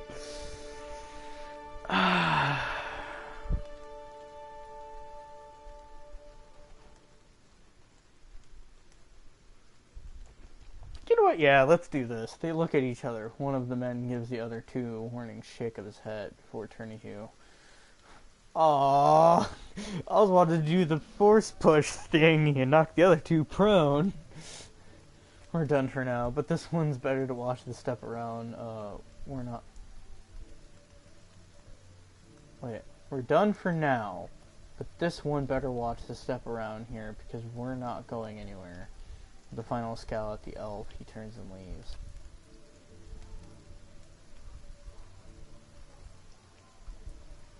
Why am I standing all the way over here?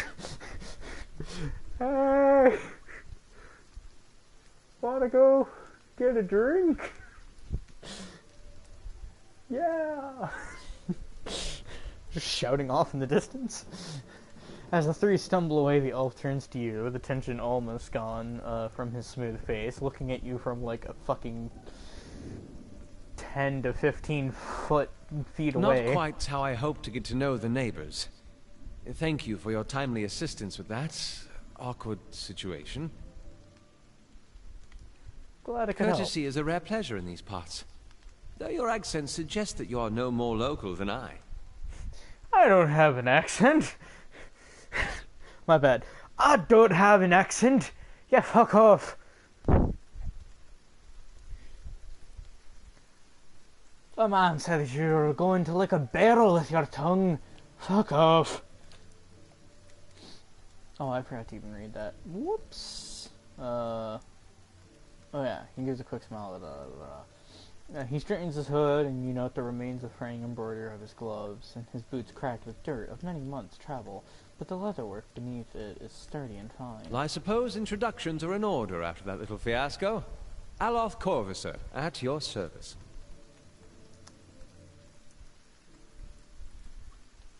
As you managed to get stuck out here. He laughs uncomfortably. That is something of a long story. Well, I'm a wizard by training, and an adventurer by necessity. I was born in the Seathwood, part of the mainland of the Adir Empire, and both of my parents served the nobility, which afforded me an education for which I am grateful. However, there were no open positions in those houses, and so I decided to seek new means in a new land. And how exactly did you come to be here? I was traveling with a caravan, but we were separated near some In ruins. Gwithan ruins? Well, those can be dangerous places during the best of times, which these are not. In half the locals would arrest you for trespassing, and the rest would kill you outright. I'm curious. Closer. What exactly did you find there? A And you bailiwick. survived? I've heard such a thing was impossible. But it seems you either have a knack for timing or the favor of the gods. So how did you manage to cross those 3 drunks? I'm afraid that was a matter of misunderstandings and mistranslations. It doesn't help that people in these parts remember their war with Adir like it was yesterday. Well, did make a rather lewd suggestion regarding one of the aggressors and his own sister. Ah, that. He clears his throat and adjusts his sleeves. As I tried to tell them, they misheard me. Happens all too easily after a few pints, and the accent doesn't help. I heard the same thing.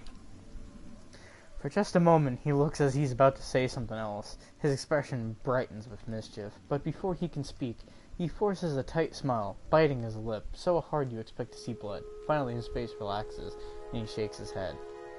I should speak more clearly next time. My apologies. So what are you doing in Gilded Vale? Excellent question. I came looking for fresh air and cheap land. Instead, the magistrate gave me directions to the inn and a story about the local lord's expectant wife. But I take it that's a familiar tale. And he cocks his head and looking at you. And you? I've been experiencing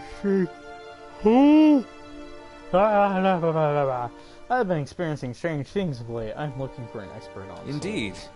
The local lord has searched far and wide for similar specialists. And he has rid himself of them almost as desperately. He nods at the gnarled old tree in the center of town with like fucking 18 bodies on it. Starting glance takes in the tumble down buildings of the fallow rock-strewn fields. I expect that there is such an expertise that be sought elsewhere. As should I, given recent events. It's just as well. I've had enough of the watered wine and lumpy beds at the inn. They say even the owner tired of the place. Just up and left one day. It explains quite a lot about the upkeep. Perhaps I could join you. I could use a change of scenery, and I find it's better to travel in numbers. So do I. Let's go then. Excellent. I shall follow you. So now I have Matthew Mercer number 1. And this man over here is Matthew Mercer number 2. We need you to be a gruff man. Then we need you to be like a little bit of an Irish accent. And then we need you to be like British accent. It's like, damn, how many roles do you want me to fill?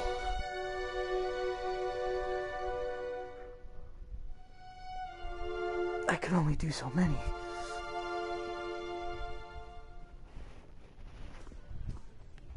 I don't like that formation. So we're gonna walk in this formation. Well met, friend. Oh, welcome to the innkeeper. Looks up. Oh, it's you! Tenfrith told us what you did for him. It's such a relief to have him back. I can't thank you enough. Consider yourself a favorite of the house. Discounts on drinks, perms. Tenfrith said he wanted to whip up something nice for you. He's already back to work in the kitchen. She laughs. So what would you like?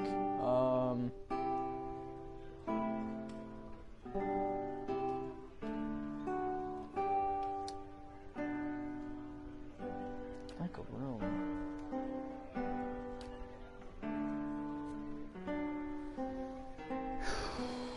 We'll take the common room.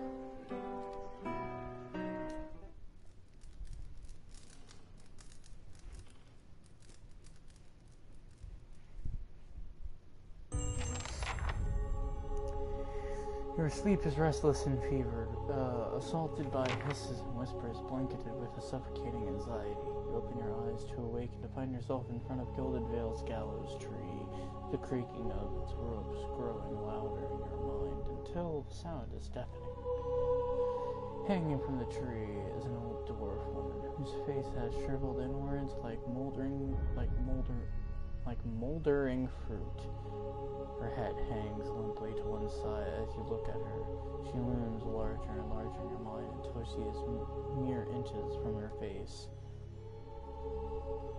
Suddenly her head snaps up and her eyes open, and they are empty, and behind them is a vast nothingness that makes your stomach drop. Her mouth slowly parts with a gust of rancid air. She speaks the word, Watcher. You jolt awake, foul smell of the dwarf woman's breath still permeating your nostrils. Sweat runs down your face, and thick droplets in your skin is soaked from head to toe. You remember the woman. You remember seeing her decaying face when you spoke with the magistrate. He called her an animancer. So it fills you with a new, crazy apprehension. You feel a strange compulsion to see this woman once more, if only to confirm she is truly dead. Hey, we leveled up. Guess what that means? Time to do shit. Let's see, you got 3.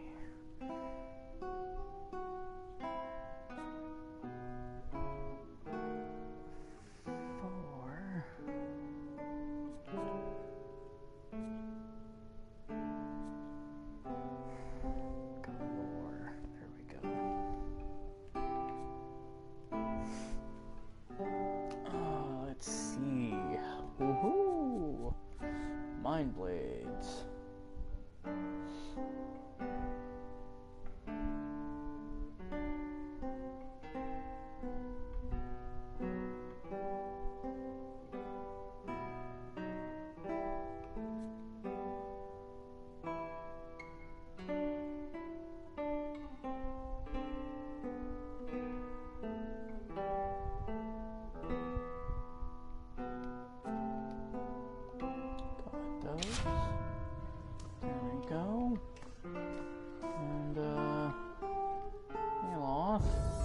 Wizard, so your fucking thing's like all the way up already, so we're gonna have you do some athletics. We're gonna have you do a stealth, mechanic, and a survival.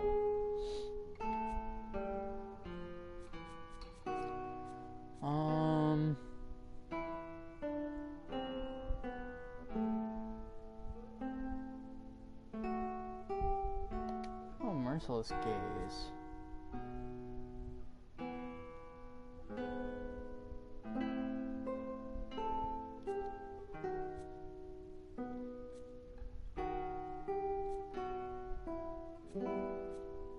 Go combustible wounds.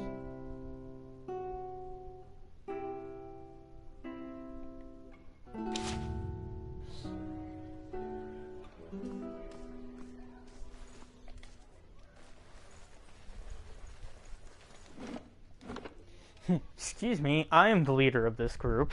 Me. Not you, me.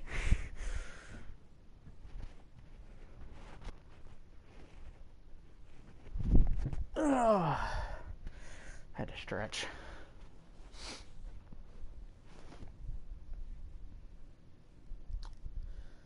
So I have almost been... Well, I've been streaming for longer than fucking 2 hours now. So I think we're gonna do this. We're probably gonna go do another thing real quickly. I'm not gonna say what it is yet, but we're gonna do this. But we can stick to the thing.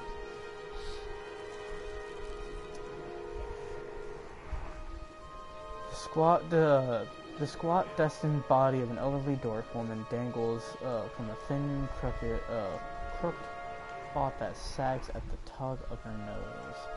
The bloated purple flesh of her neck, worn away in patches like moth-eaten lemon, bulges over the rope that suspends her, and her lifeless head lolls forward rigidly from one side to the other of moving ships. You perceive a faint glow around her that casts no light on its surroundings, but there is a tepid warmth to it, and you feel somehow that you could reach out and touch it. Not with your hands, but with some aspect of yourself that has no worldly dimension. Reach out for the woman, or leave the body alone. Reach out to the woman. You take a deep breath, clearing your mind, focusing on your objective. As you exhale, you feel yourself spreading out towards the hanging woman, perceiving all that lies between you and her within this new, unfamiliar awareness. Once you have expanded enough to reach her, there is a sudden jolt to your mind, a ringing electric surge of images and words and sounds. Involuntarily, you shut your eyes. You feel yourself being pulled down to some deeper consciousness in a space occupied only by you and the hanging woman. When you open them again, she is staring at you with eyes clouded in a milky fog. Her body is still swaying in the wind you no longer feel from the tree that stands planted in a misty void. The woman gives you a slow nod of her head, the rope creaking as she does so, and she smiles at you. Have you come here for me, dear, or have you gotten lost? Ah, it is both, I think. Yes? Her eyes squint as she peers down at you. How are you able to speak to me? Is that what we're doing? Perhaps it just seems that way. Perhaps it is the easiest way for your mind to make sense of it. I think it is a very good choice.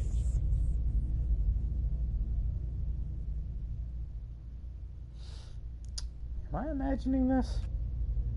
No, I think not. A pity that. It would be simpler. A mercy even.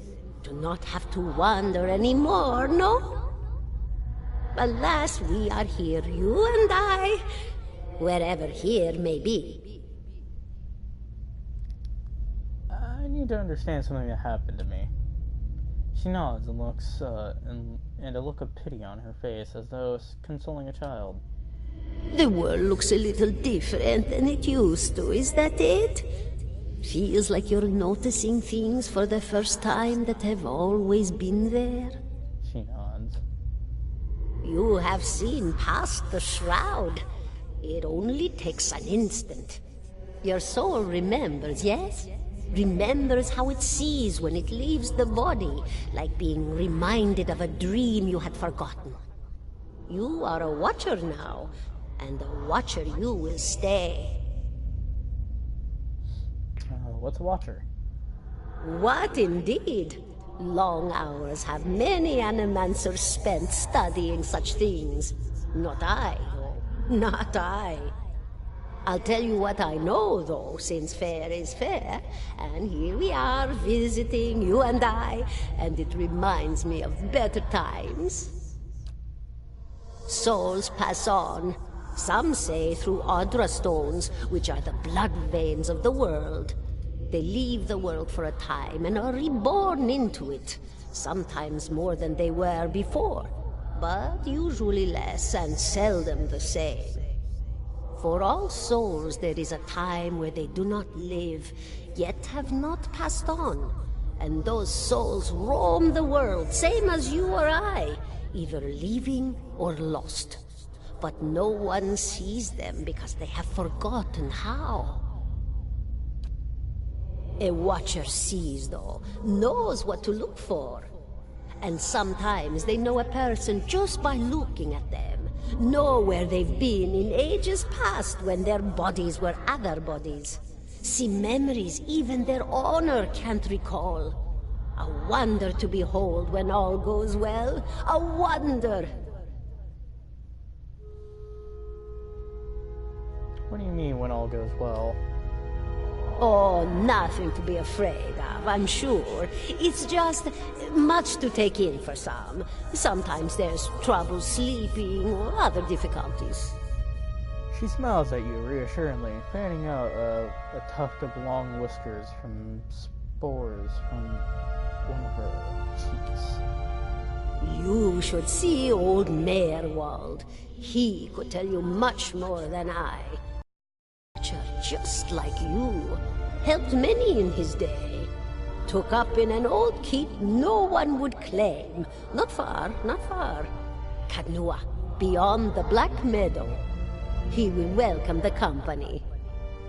I think I survived a Bailiwick. Do you know why that would be? Did you now, dear? My, that would be something, wouldn't it? Could be luck, could certainly be. A storm can be a careless thing. Clodagh praises you with scholarly interest for a moment before resuming her cheerful demeanor. Or maybe it got its hands around your soul but couldn't pick it up. A soul can be heavy if it stayed in one piece through its time. Strong souls, we call them in the trade. Cold, I mean. Called them. Those days are all behind me, no? You said souls break apart at the time. Oh, yes. Entropy. Rimagan's work. We know little of why or how. We lose pieces of ourselves when we die and pick up pieces of others when we are born again. But less than what we lost. We tried to stop it with the animantic sciences, but with little success. A very small few resist Rimergan's influence and stay together through some force of defiance, at least for a time. But they all succumb eventually, I think. Well, I gotta get going. Goodbye, my dear. It was lovely visiting. Clodagh closes her eyes and her head slumps forward over the noose, and your surroundings seem to bleed into your vision for some unknown place of waiting. Howdy Betty was granted Crucible of the Soul. Alof looks at you through narrowed eyes. Are you alright? You seemed lost just now. I'm a watcher. His arched eyebrows recede into his hood. Well, that's interesting. He gives you a sly grin, and I expect that explains how you survived at Bailiwick, In any case, I appreciate your honesty. Since we're traveling together, it's probably wise for us to share these things. Do you know anything about Watchers? Only that they're rare, and that they seem to have unique insights into certain soul conditions. He coughs, as you just demonstrated. Let's continue on. 17 and a half. Excuse me? What? The smell of pipe smoke, at once earthy and sweet, winds its way into your nostrils. Your eyes trace the smoke to its origin, where you find a broad man with straw-colored hair leaning against a mossy rock wall, his pipe held to his lips with one heaty hand. He looks you directly in the eye, but his look is not aggressive. He regards you with a peculiar smirk. 17 and a half. Well, could be 18, depending on how you count the dwarf woman. I'm sorry? The dwarf woman. You were trying to figure out whether to count her as a full person. I think you oughta. Well, what are you talking about? The people hanging from the tree. 18 of them. Well, last I counted, anyway. Alof frowns. Is that what you people do for fun around here? Name's Adair. Though to the people around here, might as well be 19. Don't think I'd put you much higher than 22, 23 tops. You look like the sort that likes to get involved. What makes you think I was interested in the dwarf woman?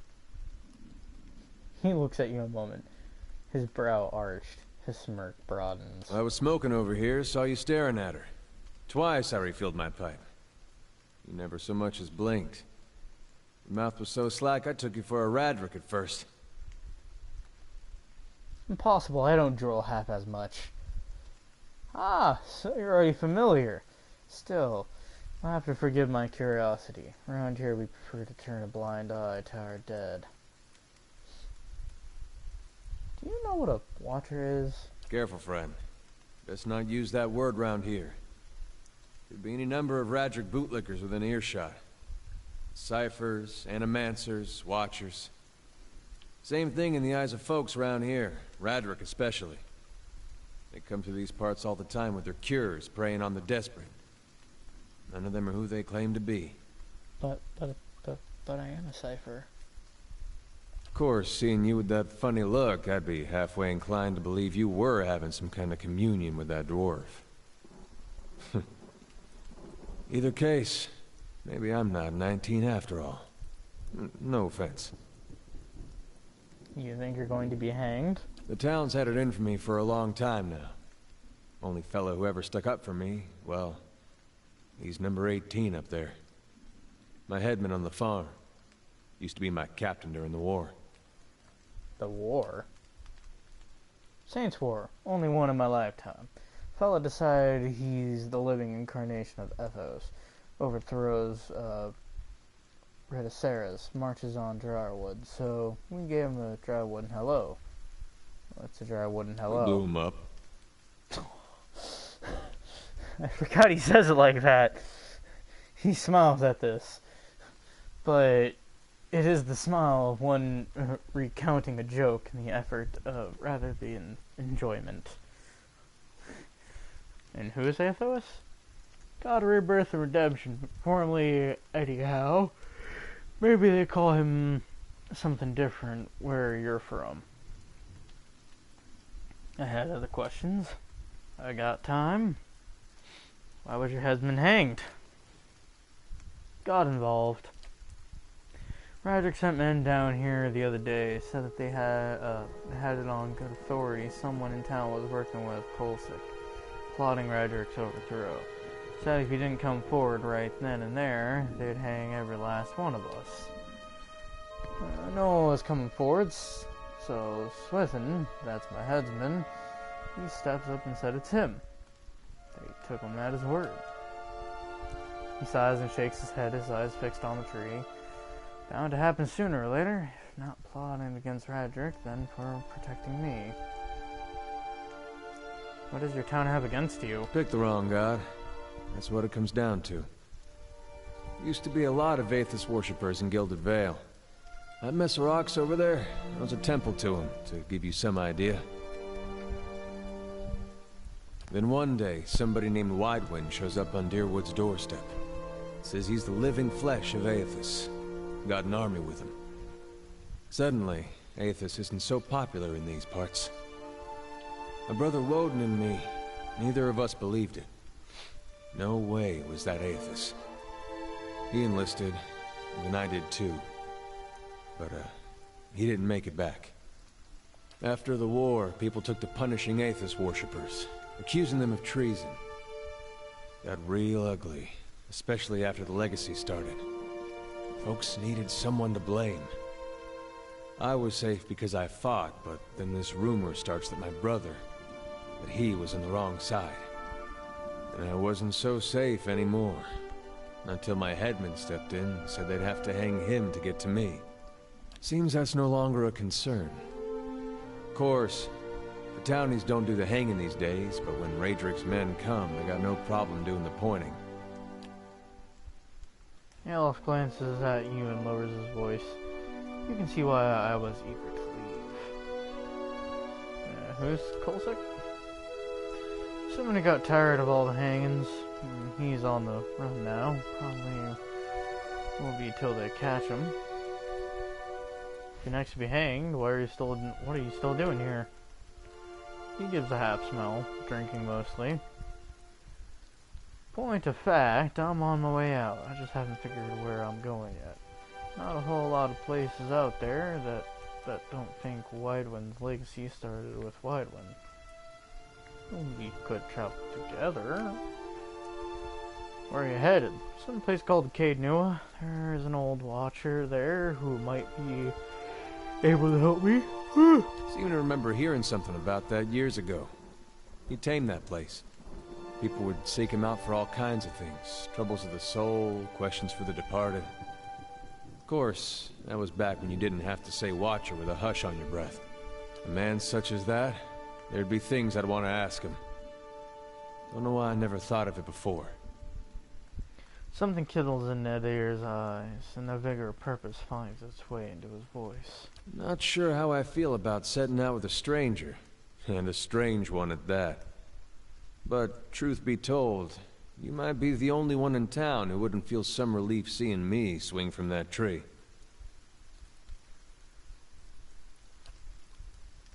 There's a fine reason if I ever had one. Alright then. Guess I'll do some sightseeing. Long as you're not the one picking the sights.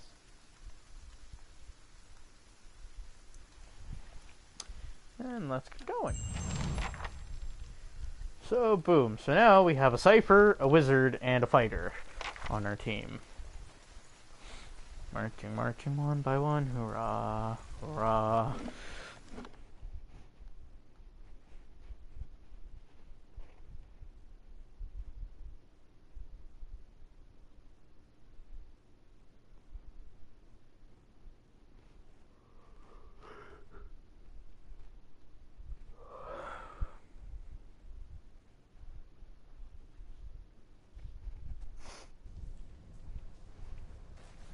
I haven't been in here for, must be 5-6 years. Used to be real nice. Bright. Warm.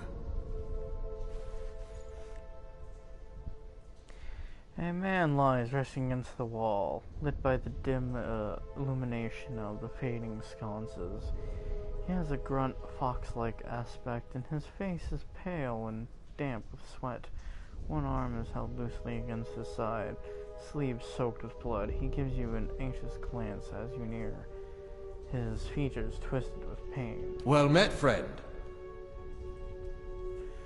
Godlike. Thought you were some... never mind. Whoever you are, you traveled a long way to reach that dark place. This temple isn't what it used to be, probably for the best. Times being, as they are. He groans in the ship's position, wincing. I am no looter, if that's what you're thinking. Not one of the faithful either. I just wanted to do some good, I suppose. Get my arm clawed up for it. He regards you wearily. Maybe you have better luck? Better luck with what? The man points a finger upwards. These ruins around us used to be the Temple of Aethys, scattered god. A grand temple at that. His worshippers would come from all over the dark, Clearwood, from Radrix's, Red Saris even. Not so much of the Red Saris these days. Until the war, of course. Even though you'd get some of the stubborn ones. The one that couldn't get it through their heads as your god was... Oh, sorry, dead and gone.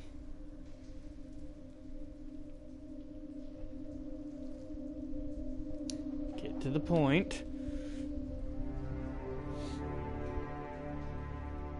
As you like. Once the legacy started, Lord Radric decided he'd been too lenient with the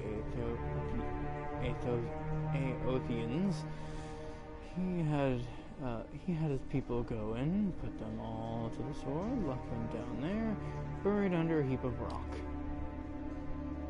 Heretics or not, their death didn't stop the legacy. Didn't do much of anything at all. They didn't deserve to go like that, chopped down in their own god's house. If you can get down there, find their remains, maybe we can finally get them their proper burial. Brighton breathes out. No small task. There is coin in it for you, if you need motivating. Aelos's cautious expression softens. Pleasant surprise to see that someone around here has a shred of respect for the dead.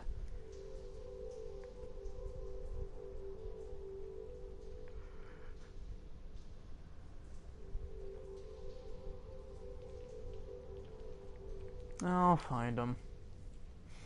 Fan by the flame, I owe you a good turn. But listen, the temple has been sealed off for so long, it's crawling with creatures, but if you get past them, the priest should have been down on the lower floor.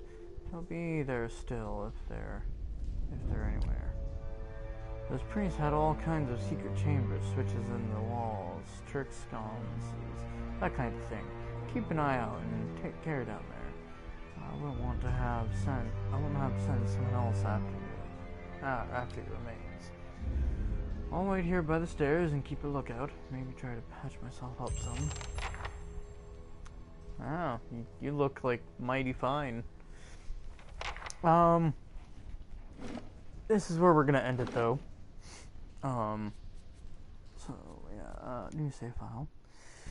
Like, I have other characters on here and all. But, this is definitely where we're gonna end it. I have been streaming for a very good while now. And that I hope, whoever watches and who are watching had a good time. I will probably be streaming this, sometime Saturday?